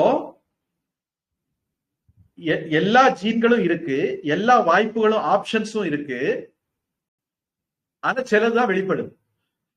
இன்னொரு உதாரணம் சொன்னா, ஒரு பைக்குள்ள கலர் கலரா பந்து போட்டு இருக்கு, கருப்பு சிவப்பு வெள்ளை எல்லாம் இருக்கு. நீ கையை போட்டு எடுக்கிறீங்க. எடுக்கும் போது எந்த பந்து வருது, அது கருப்பா இருக்கலாம், சிவப்பா இருக்கலாம், வெள்ளையா இருக்கலாம். பைக்குள்ள எல்லா பந்து இருக்கிறதுக்காண்டி எல்லாம் வெளியே வர்றது இல்ல. நீங்க ஏதோ ஒரு பந்து எடுத்தா ஏதோ ஒரு நிறம் தான் வெளியே வரும், எந்த நிறமா வேணாலும் இருக்கலாம். இப்ப இந்த இடத்துல சயின்ஸுக்கு பதில் சொல்றதுக்கு முடியாது. எப்படி இது வெளியே வருது, இதை எது தீர்மானிக்குது அப்படிங்கிற இடத்துல சயின்ஸ் இன்னும் பதிலுக்கு வரல. நாம இந்த இடத்துல சொல்றோம், முன்ஜென்ம கர்ம பலன்கள் அனுசரிச்சு அந்த தொடர்ச்சியில நம்ம என்ன உடல் எடுக்கிறோமோ அந்த உடல்ல என்னென்ன கர்ம பலன்களை அனுபவிக்க முடியுமோ அதுக்கு தகுந்த மாதிரி கர்ம பலன்கள் வெளியே வருது, வெளிப்படுது அப்படின்னு சொல்றோம். யோக சூத்திரம் அப்படிங்கிற நூல்ல இதை பத்தி கொஞ்சம் அதிகமா டீல் பண்ணியிருக்காங்க. ஒரு வியாபகாரிக சத்தியத்துல நாம சொல்லுற பதில் இது. நாம வேதாந்திகள், நாம இதையும் தாண்டி போறோம். இப்போதைக்கு இந்த பதிலேயே நிறுத்திக்குவோம். இப்போதைக்கு நமக்கு பல ஜென்மத்து கர்ம பலன்கள் இருக்கு. அந்த கர்ம பலன்கள் தான் நம்முடைய ஜீன். அதுல ஏதோ சில கர்ம பலன்கள் வெளியே வருது. அது நம்ம பேங்க்ல பிக்சட் டெபாசிட்ல கோடிக்கணக்கான ரூபாய் கிடக்குது. நாம செலவழிக்கிறதுக்கு ஏதோ கொஞ்சத்தை எடுக்கிறோம். அந்த கொஞ்சத்தை நாம எப்படி வேணாலும் செலவழிக்கலாம். அதை ஒரு பிசினஸ்ல இன்வெஸ்ட் பண்ணி 1 கோடி ரூபாய், கோடிக்கணக்கான ரூபாய் இருக்கு, 1 கோடியை எடுத்து மைக்ரோ சிப் ஃபீல்டுல இன்வெஸ்ட் பண்ணி கோடியா புதுசா எக்ஸ்ட்ரா சம்பாதிச்சு பழைய கோடிக்கு கூட இந்த கோடியும் கொண்டு சேர்க்கலாம். அல்லது தண்ணி அடிச்சு நாசமாக்கி அந்த கோடியை கரைக்கவும் செய்யலாம்.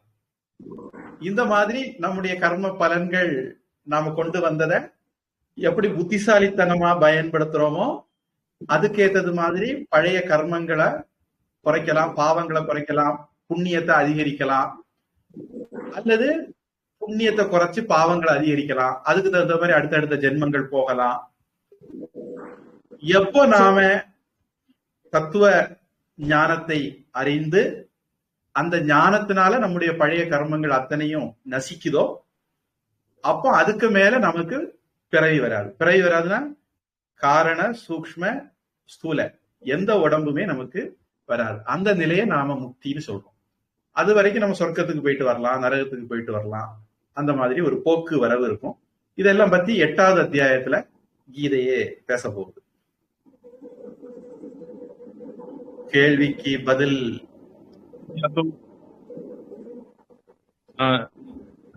சாமிஜி, இன்னொரு கேள்வி. இப்ப நம்மளோட சூக்ஷ்ம சரீரம் தான் நம்மளோட இந்த வாழ்க்கையில இந்த ஸ்தூல சரீரத்தை வச்சு கர்மங்கள் பண்ண வைக்குது. அப்ப இந்த சூக்ஷ்ம சரீரத்தை ட்ரெயின் பண்றதுக்கான வாய்ப்புகள் உண்டா? ஆமா, பொதுவா ஜெபம், தியானம், பாராயணம், பூஜைகள், இந்த வைதிக கர்மங்கள், சாஸ்திரங்கள் நமக்கு கொடுக்கக்கூடிய கடமைகள் இருக்கு இல்லையா, அது சுதர்மம் அப்படின்னு கீதையில பார்க்க போறோம். அந்த இதுகள் எல்லாமே நாம நம்முடைய கர்மங்களை நாம நினைக்கிறது மாதிரி டிசைன் பண்றதும் நாம நினைக்கிறது மாதிரி வெளிப்பட வைக்கிறதும் தான். நான் நிறைய நல்ல காரியம் செய்துட்டேன் இந்த ஜென்மத்துல, நியாயமா எனக்கு அடுத்த ஜென்மத்துல புழுவா போகணும், பூச்சியா போகணும்னு இருந்தது. ஆனா நான் இந்த ஜென்மத்துல என்னுடைய கடவுள் கொடுத்துக்கிற ஃப்ரீ வில்ல பயன்படுத்தி, செயல் சுதந்திரத்தை பயன்படுத்தி நல்ல நல்ல காரியங்கள் மட்டுமே பண்ணி வந்தேன்னா அப்ப எனக்கு அந்த இது மாறிடும். முதல்ல இருந்த அந்த இது மாறி என்னுடைய அடுத்த ஜென்மா அப்டேட் ஆயிடும். அப்டேட் ஆகி நான் பழையபடியும் அடுத்தது மனுஷனாகவே பிறக்கக்கூடும். அதையும் 6வது அத்தியாயத்துல பகவான் சொல்லுவாரு, சுச்சி நாம் ஸ்ரீமதாம் கேகே யோக பிரஷ்டோ அபிஜாயதே அத்தவா யோகினாமேவ குலே பவதி தீமதா.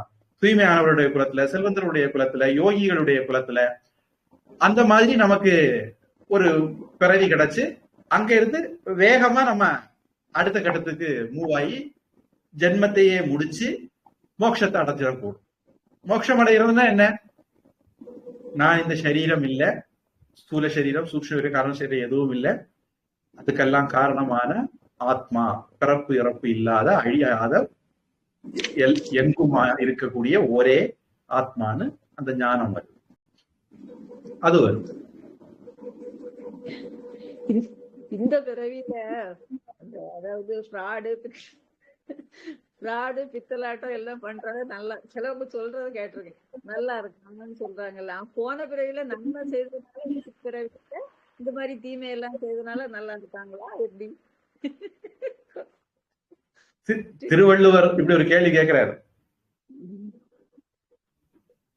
அவ்விய நெஞ்சத்தான் ஆக்கமும் செவ்வியான் கேடும் நினைக்கப்படும். அயோக்கியம் நல்லா இருக்கான், நல்லவன் கஷ்டப்படுறான், யோசிக்க வேண்டிய விஷயம்தான் அப்படிங்கிற.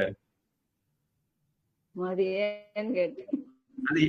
ஏன் அப்படின்னா முன் ஜென்மத்து புண்ணியம் இப்ப வேலை செய்யுது. இந்த ஜென்மத்துல அவங்க செய்யற பாவம் எல்லாம் இந்த ஜென்மத்திலையும் வரலாம், அடுத்த ஜென்மத்திலையும் வரலாம். நரேந்திர மோடி ஒழுங்கா இருந்தாருன்னா இந்த ஜென்மத்திலேயே பலன் கிடைக்கும். நரேந்திர மோடி ஒழுங்கு இல்லைன்னா அடுத்த ஜென்மத்துல கிடைக்கும். மேல இருக்கிறாரு ஒழுங்கா இருந்தா இந்த ஜென்மத்திலேயே கிடைக்கும், மேல இருக்கிறாரு ஒழுங்கு இல்லைன்னா வரப்போற ஜென்மத்துல கிடைக்குமாறு. சில பேர் குழந்தைகள் பிறக்கும் போதே சில நோய் நொடிகள் குறைபாடுகளோட பிறக்காங்க தானே. குழந்தைகள் என்ன பாவம் செய்யுது? ஒரு பாவம் செய்யல, இந்த ஜென்மத்துல செய்யல. அப்ப எப்படி அப்படின்னா நாம கொடுக்கக்கூடிய ஒரு லாஜிக்கலான பதில் இது முன்ஜென்ம கர்மத்தினுடைய தொடர்ச்சி அப்படிங்கிறது. இது எல்லாரும் ஒத்துக்கணும்னு கிடையாது, எல்லாருக்கும் புரியணும்னு கிடையாது. ஆனால் நாம அவங்களுக்கு வைக்கக்கூடிய பதில் கேள்வி என்னன்னா, சரிப்பா நான் கடவுள் உலகத்தை படைச்சாருன்னு சொன்னேன், நீ இல்ல நெபுலா வெடிச்சு உலகம் வந்ததுன்னு சொன்னேன். என்னுடைய பதில் உனக்கு திருப்தி இல்லைன்னா நீ இன்னொரு பெட்டரான பதில சொல்லு. ஏன் இந்த உலகத்துல ஏற்றத்தாழ்வு இருக்கு, பாரபட்சம் இருக்கு, நீ ஒரு பெட்டரான பதில சொல்லு. எங்களால முடிஞ்ச ஒரு பெட்டரான பதில நாங்க சொல்லி இருக்கிறோம். உன்னால ஒத்துக்க முடியலைன்னா நீ ஒரு நல்ல பெட்டரான பதில சொல்லு, நல்லா இருந்ததுன்னா நாங்களே ஏத்துக்கிறோம், உங்க கட்சிக்கே வந்துடுறோம் அப்படிங்கிறது. இத நம்ப முடியல, ஏத்துக்கிட முடியல அப்படிங்கிறவங்களுக்கு நம்முடைய பதில். நாம இந்த பதில எங்க இருந்து எடுக்கிறோம்னா உபனிஷத்துல யதா கர்ம யதா ஸ்ருதம் இந்த மாதிரி சில வாக்கியங்கள் இருக்கு. அவன் கர்மத்துக்கு ஏத்தது மாதிரி அடுத்த பிறவிகள் கிடைக்கும். கொசுவாவோ, பன்னியாவோ, சிங்கமாவோ, எருமையாவோ இப்படி எல்லாம் பிறப்பான் அப்படின்னு எல்லாம் சில மந்திரங்கள் அங்கங்க இருக்கு. தீதும் நன்றும் பிறர் தரவாரா அப்படின்னு தமிழ் இலக்கியங்கள்லயும் இருக்கு. இந்த மாதிரி பெரியவங்க சொல்லி வச்சதுல இருந்து நாம இந்த பதிலை யூகிச்சு சொல்றோம். இதை ஏத்துக்கிட முடிஞ்சதுன்னா ஏத்துக்கிடலாம், இல்ல இதோட சிறுத்த பதில் இருக்குன்னு அதை சொல்லலாம், நாங்களும் கேட்டுக்கிடுவோம். இல்லைன்னா பெண்டிங் அண்டர்ஸ்டாண்டிங் சொல்லுவாங்க. என்னால இப்ப ஏத்துக்க முடியல, அதை பத்தி யோசிக்கிறேன் அப்படின்னு அதை பத்தி கூடுதல் யோசிக்கலாம். அதுவும் தப்பு இல்ல. நம்ம நான் சொல்லுதான் கேட்டாகணும், என் புக்ல எழுதி வச்சதான் கேட்டாகணும், இல்லைன்னா கழுத்தை வெட்டிடுவேங்கிறது நமக்கு இல்ல. உங்களுக்கு ஒத்துக்கிட முடிஞ்சுன்னா ஒத்துக்குங்க, ஏத்துக்க முடிஞ்சுன்னா ஏத்துக்குங்க, இல்லைன்னாலும் பரவாயில்ல, ஒண்ணும் கெட்டு போறது ஒண்ணும். உங்களுக்கு எது மனசுக்கு திருப்தி தருமோ, உங்களால இது ஏத்துக்கிட முடியுமோ அதை மட்டும் நீங்க ஏத்துக்கிட்டா போதும். ஏத்துக்கிட முடியாதத பெண்டிங் அண்டர்ஸ்டாண்டிங் புரிகிற வரையிலும் அது வெயிட் பண்ணட்டும், ஒண்ணும் தப்பு இல்லை.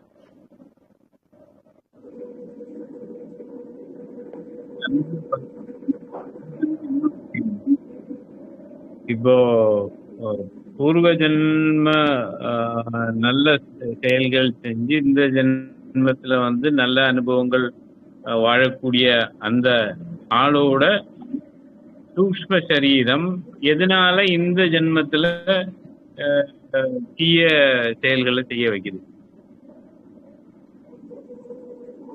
இது 18வது அத்தியாயத்துல பகவான் இதை பத்தி பேசுவாரு.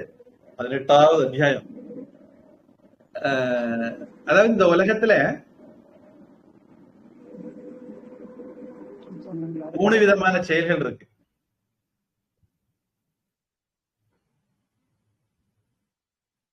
திரிவிதம் கர்மண பலம். கர்மத்தினுடைய பலன்கள் 3: அனிஷ்டம், இஷ்டம், மிஸ்ரம்.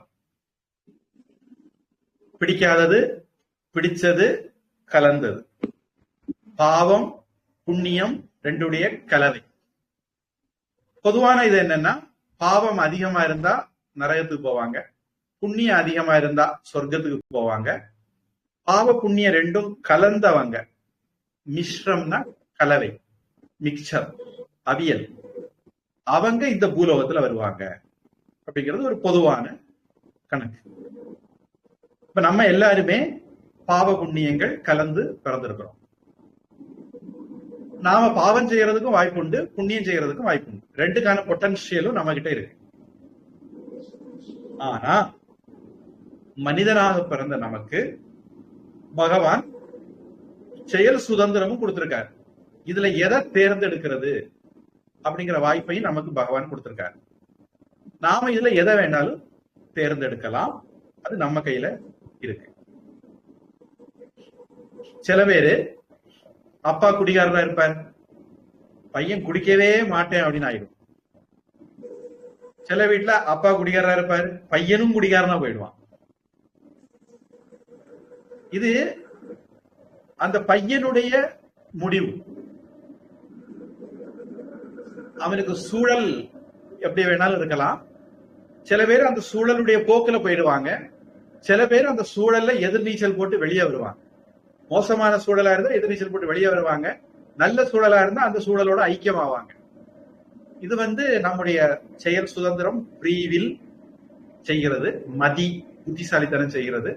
யாரு மதிய புத்திசாலித்தனத்தை பயன்படுத்துறாங்களோ அவங்க பெட்டர் ஆப்ஷனுக்கு, பெட்டர் லைஃபுக்கு போவாங்க. யாரு மனம் போன போக்குல போறாங்களோ அவங்க கீழ் ஜென்மங்களுக்கு போவாங்க.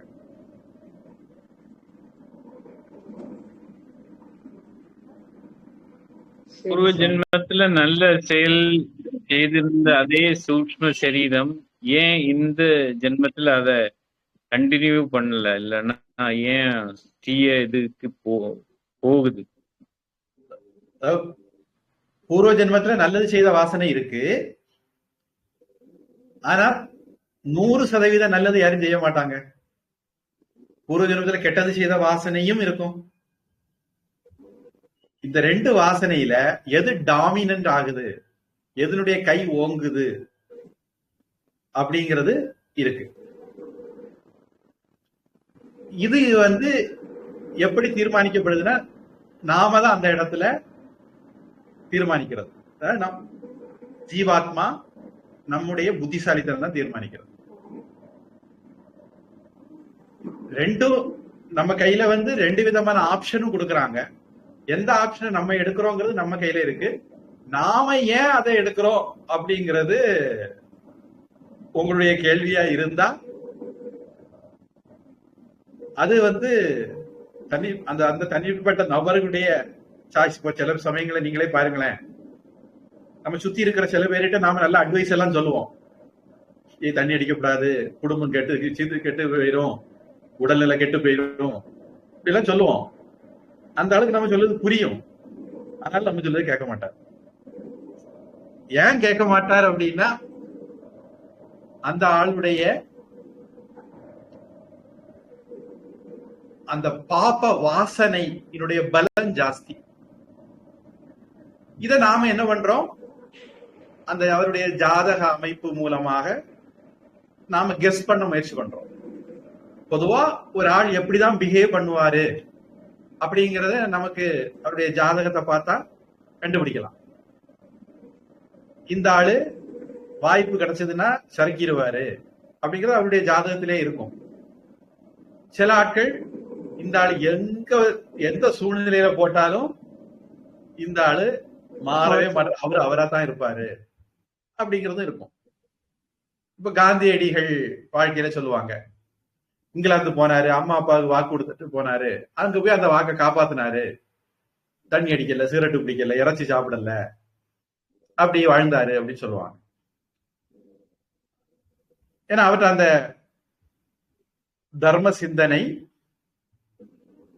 தர்ம சிந்தனையில உரைப்பு, நிஷ்டை,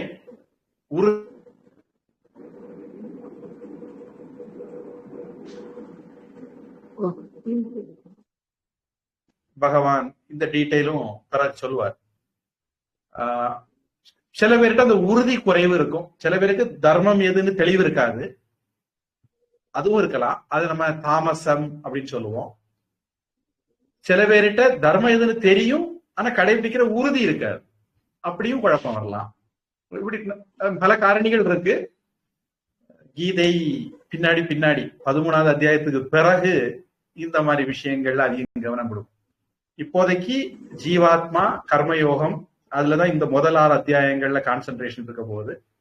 அதுக்கப்புறம் பரமாத்மா, பக்தி, அதுல ஒரு 6 அத்தியாயத்துக்கு கான்சென்ட்ரேஷன் இருக்கும்.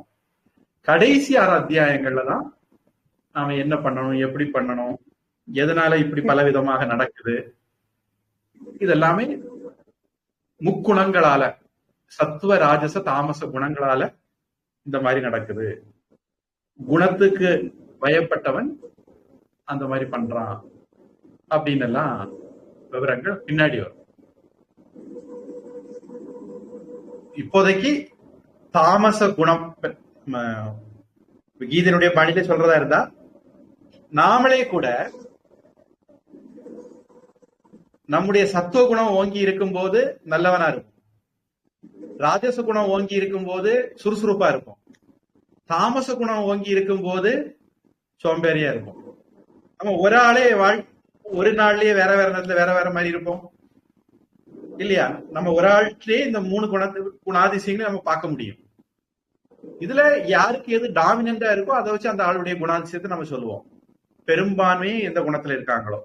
அதனால ஒரே ஆளே ஒரு சந்தர்ப்பத்துல அவருக்கு சத்துவ குணம் மேலோங்கி இருக்கும் போது அவரை தப்பு செய்ய நீங்க கட்டாயப்படுத்தலாம், அவர் தப்பு செய்ய மாட்டார். தாமச குணம் மேலோங்கி இருக்கும் போது நீங்க கட்டாயப்படுத்தாட்டாலும் அவரே கூட தப்பு செய்யக்கூடும். இது குணத்தினுடைய எழுச்சியினால நடக்குது அப்படின்னு பின்னாடி பகவத்கீதை சொல்ல போகுது. ஏன் செய்யறாங்க அப்படிங்கிறதுக்கு கேள்வி பதில் சொல்லணும்னா, குணத்தினுடைய தாக்கம், சத்துவ ரஜஸ் தமஸ் குணங்களுடைய தாக்கம் அப்படின்னு சொல்லலாம்.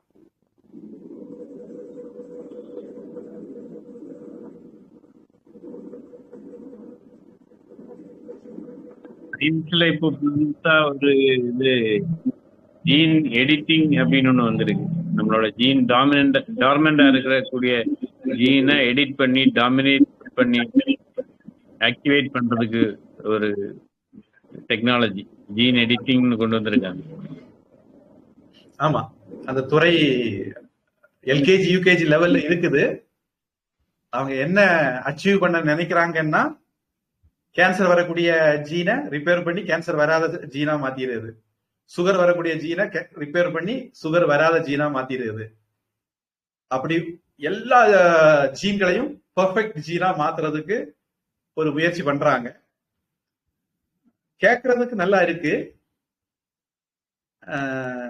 ஆனா இந்த கடவுளுடைய இந்த அமைப்பு கொஞ்சம் நமக்கு தண்ணி காட்டக்கூடிய அமைப்பு. நோய் நொடி இல்லாத மனிதர்களை உருவாக்கணும்னு நினைச்சாங்க. புது புது நோய் நொடிகள் வந்துட்டு இருக்கு. அதாவது ஒரு பக்கத்துல அவங்க அடைக்கிறாங்க, இன்னொரு பக்கத்துல பொத்துட்டு போயிட்டு இருக்கு. அதுக்கு அவங்களே தான் காரணம். அது சீனாக்காரன் கொரோனா வைரஸை கண்டுபிடிச்சதா இருக்கலாம், அல்லது நாம பிளாஸ்டிக் எல்லாம் உபயோகப்படுத்துறதா இருக்கலாம், அல்லது நாம வெடிகுண்டுகள் எல்லாம் கண்டுபிடிக்கிறதா இருக்கலாம். இப்படி நாம மனிதனுடைய ஆயுள், சில விஞ்ஞானிகள் மனிதனுடைய ஆயுளை அதிகப்படுத்துறதுக்கு, ஆரோக்கியத்தை அதிகப்படுத்துறதுக்கு முயற்சி பண்றாங்க. இது தெய்வீ சம்பத் விஞ்ஞானிகள். அடுத்து ஆசுரி சம்பத் விஞ்ஞானிகள் இருக்காங்க. இவங்க எப்படி மனுஷரை கொலை பண்ணலாம், எப்படி நோய் நொடி வர வைக்கலாம் அப்படின்னு அவங்க ஆராய்ச்சி பண்ணிட்டு இருக்காங்க. நேற்றைக்கு யாரோ சொன்னாங்க 33,000 விஞ்ஞானிகள் பேரழிவை உண்டாக்கக்கூடிய ஆயுதங்களை உருவாக்குற ஆராய்ச்சியில இருக்காங்களாம் உலகம் முழுக்க அப்படின்னு ஒரு புள்ளி விவரம் சொன்னார். அதனால என்னதான் ஜீன் எடிட்டிங் எல்லாம் பண்ணினாலும் இந்த உலகத்துல நல்லவங்களும் இருக்காங்க, கெட்டவங்களும் இருக்காங்க. கெட்டவங்க அவங்க அந்த திசையில வேலை செய்வாங்க, நல்லவங்க இந்த திசையில வேலை செய்வாங்க. ரட்சை கிடையாது, இந்த உலகத்துல ரட்சை கிடைக்காது. அதனால ஆண்டவங்கிட்ட போற வழியை பார்க்க வேண்டியது. நல்லவங்களா வாழ்க்கை சீக்கிரம் இறந்துருவாங்க. கெட்டவங்க கஷ்டம், நிறைய நாள் வாழ்க்கை முன்னாடியே. இல்ல அது ஒரு பிரமை. அப்படி முழுமையா அப்படி சொல்ல முடியாது. இப்ப பீஷ்மர் இருந்தார், மகாபாரத யுத்தத்துல 2-3 தலைமுறைக்கு இருந்தது அவர் தான். விசித்திர வீரியன், பாண்டு, அப்புறம் யுதிஷ்டிரன், அபிமன்யு, பரீட்சித் காலத்துல இருந்தாரான்னு தெரியல, கண்டிப்பா அபிமன்யு வரைக்கும் இருந்தார். 4 தலைமுறையை பார்த்தார். அதுக்கு முன்னாடி சந்தனு, அதையும் சேர்த்து 5 தலைமுறையை பார்த்தார். அப்போ பீஷ்மர் நல்லவர் தான், பொதுவா மத்தவங்களோட ஒப்பிடும் போது நல்லவர் தான், நிறைய நாள் வாழ்ந்தாரு. அதனால அது பொதுவா நம்ம அப்படி சொல்ல முடியாது. நல்லவங்களும், அதாவது நல்லவங்களா இருக்கிறதுனால நிறைய நாள் வாழ்வாங்கன்னு கிடையாது, கெட்டவங்களா இருக்கிறதுனால குறைவான நாள் வாழ்வாங்க அப்படிங்கிறதும் கிடையாது. அது அவங்க கொண்டு பிறக்கிற தலையெழுத்து. பொதுவா கைரேகையை பார்த்தா, ஆயுஷ் ரேகையை பார்த்தா சொல்லிடலாம் இந்த ஆள் எவ்வளவு நாள் வாழ்வாரு. நல்லவர் கெட்டவருங்கிறதெல்லாம் பார்க்காண்டாம், ஆயுஷ் ரேகையை பார்த்தா தெரியும், ஜாதகத்தை பார்த்தாலும் அதே மாதிரி தெரியும். அவங்க கொண்டு பிறந்த ஆயுஷ் அப்படி. நான் சொன்னேன், நம்முடைய கர்ம வினை ஆயுஷ தீர்மானிக்குது, போகங்களை தீர்மானிக்குது. அது கர்ம வினையினால தீர்மானிக்கப்படுது. முதல்லயே தீர்மானிக்கப்பட்டுதான் நம்ம இந்த உலகத்துக்கு வரோம். ஜாதகத்துல சொல்றது உண்மைதானே, 80 வயசு வரை இருப்பான்னு சொல்றது கரெக்டா? அப்போ அதாவது ஜாதகத்துல அதை கண்டுபிடிக்க முடியுமானா முடியும், ஆனா ஜோசியர் சொல்றதெல்லாம் உண்மையானா கிடையாது. ரெண்டுக்கும் ஒரு சின்ன வித்தியாசம் இருக்கு. ஜோசியர் அவர் சரியா ஜோசியம் படிச்சிருக்கணும். அவரு ஜோசியம்ங்கிறது பெரிய கடல், அவரு அதை தரவா படிச்சிருக்கணும். அப்புறம் அவர் அது சரியா பார்க்கணும். அவருக்கு கண்ண சில விஷயங்கள் தப்பலாம். இப்படி நிறைய டைம் கரெக்டா கொடுக்கணும். அதுக்கு மேல நம்ம பிள்ளை பிறந்த டேட், டைம் எல்லாம் நம்ம கரெக்டா கொடுக்கணும். நம்ம வாட்சி தப்பா ஓடி இருந்தா கொஞ்சம்.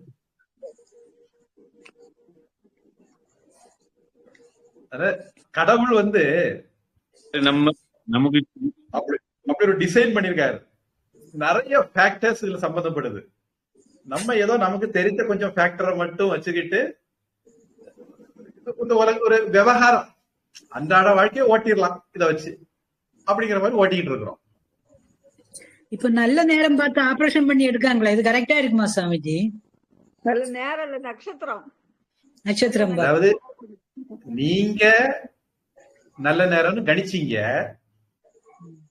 ஒரு உதாரணத்துக்கு ராமர் கோவில் கும்பாபிஷேகம் ஒரு நேரத்தை குறிச்சு நடத்திட்டாங்க. ஆனா வேற நிறைய ஜோசியர்கள் ஐயோ இந்த நேரத்துல பண்ணக்கூடாது, இந்த நேரத்துல அது சூத்த இது நொல்ல அப்படின்னாங்க. விஷயம் என்னன்னா எல்லா நேரத்திலையும் நல்லதும் இருக்கும் கெட்டதும் இருக்கும். நீங்க வாஸ்து பாக்குறதுலயே அப்படித்தான். வாஸ்துல இது நல்லதா இருந்தா இன்னொரு கெட்டது இருக்கும். நல்ல நேரத்துல இது நீங்க என்ன பண்ண போறீங்களோ அதுக்கு அது நல்ல நேரமா? இப்போ நீங்க பஞ்சாங்கம் பார்த்தா கூட விதைக்கிறதுக்கு இது நல்ல நேரம், கிணறு வெட்டுறதுக்கு இது நல்ல நேரம் அப்படின்னு வேற வேற என்ன போட்டிருப்பாங்க. அந்த செயலுக்கு அது நல்ல நேரம். ஒட்டு மொத்தமா ஒரு நல்ல நேரம், ஒட்டு மொத்தமா ஒரு கெட்ட நேரம் கிடையாது. சில கெட்ட நேரத்துல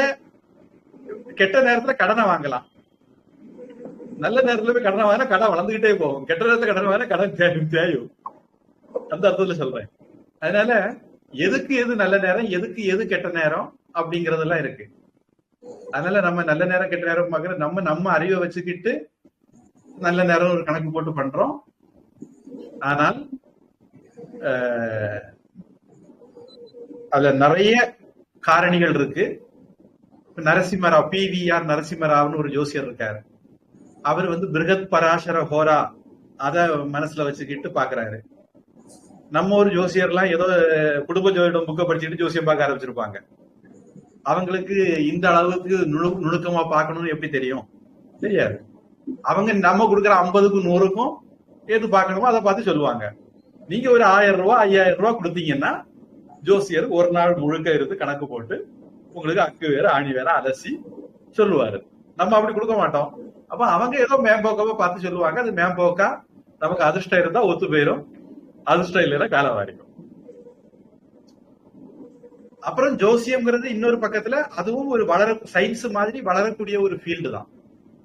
முழுக்க எல்லாத்தையும் கண்டுபிடிச்சு எழுதி வச்சுட்டாங்கன்னு சொல்ல முடியாது. ஏன்னா இந்த இடத்துல ஒரு முக்கியமான விஷயம், உலகம்ங்கிறது ஒரு அறிவு மயமா இருக்கு. சத்து சித்து ஆனந்தம் சொல்றோம் இல்லையா?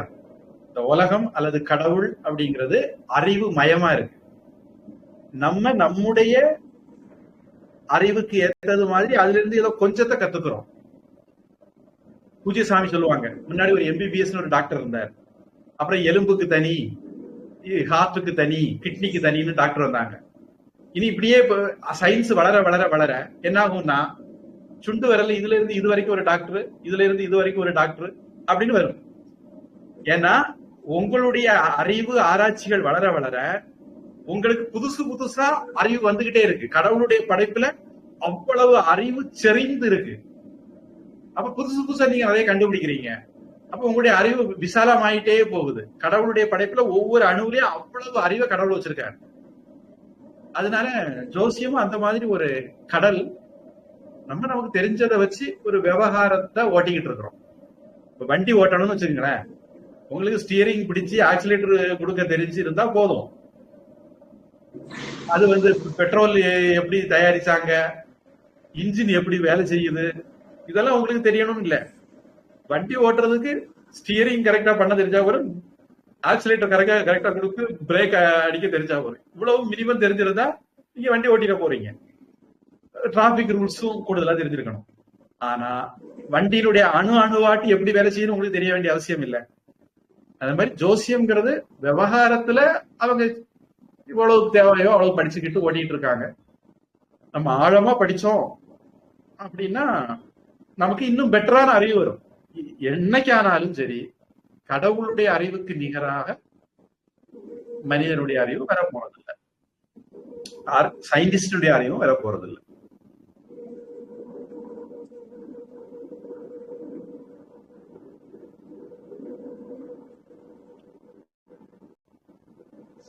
சரி, வேற ஏதாவது?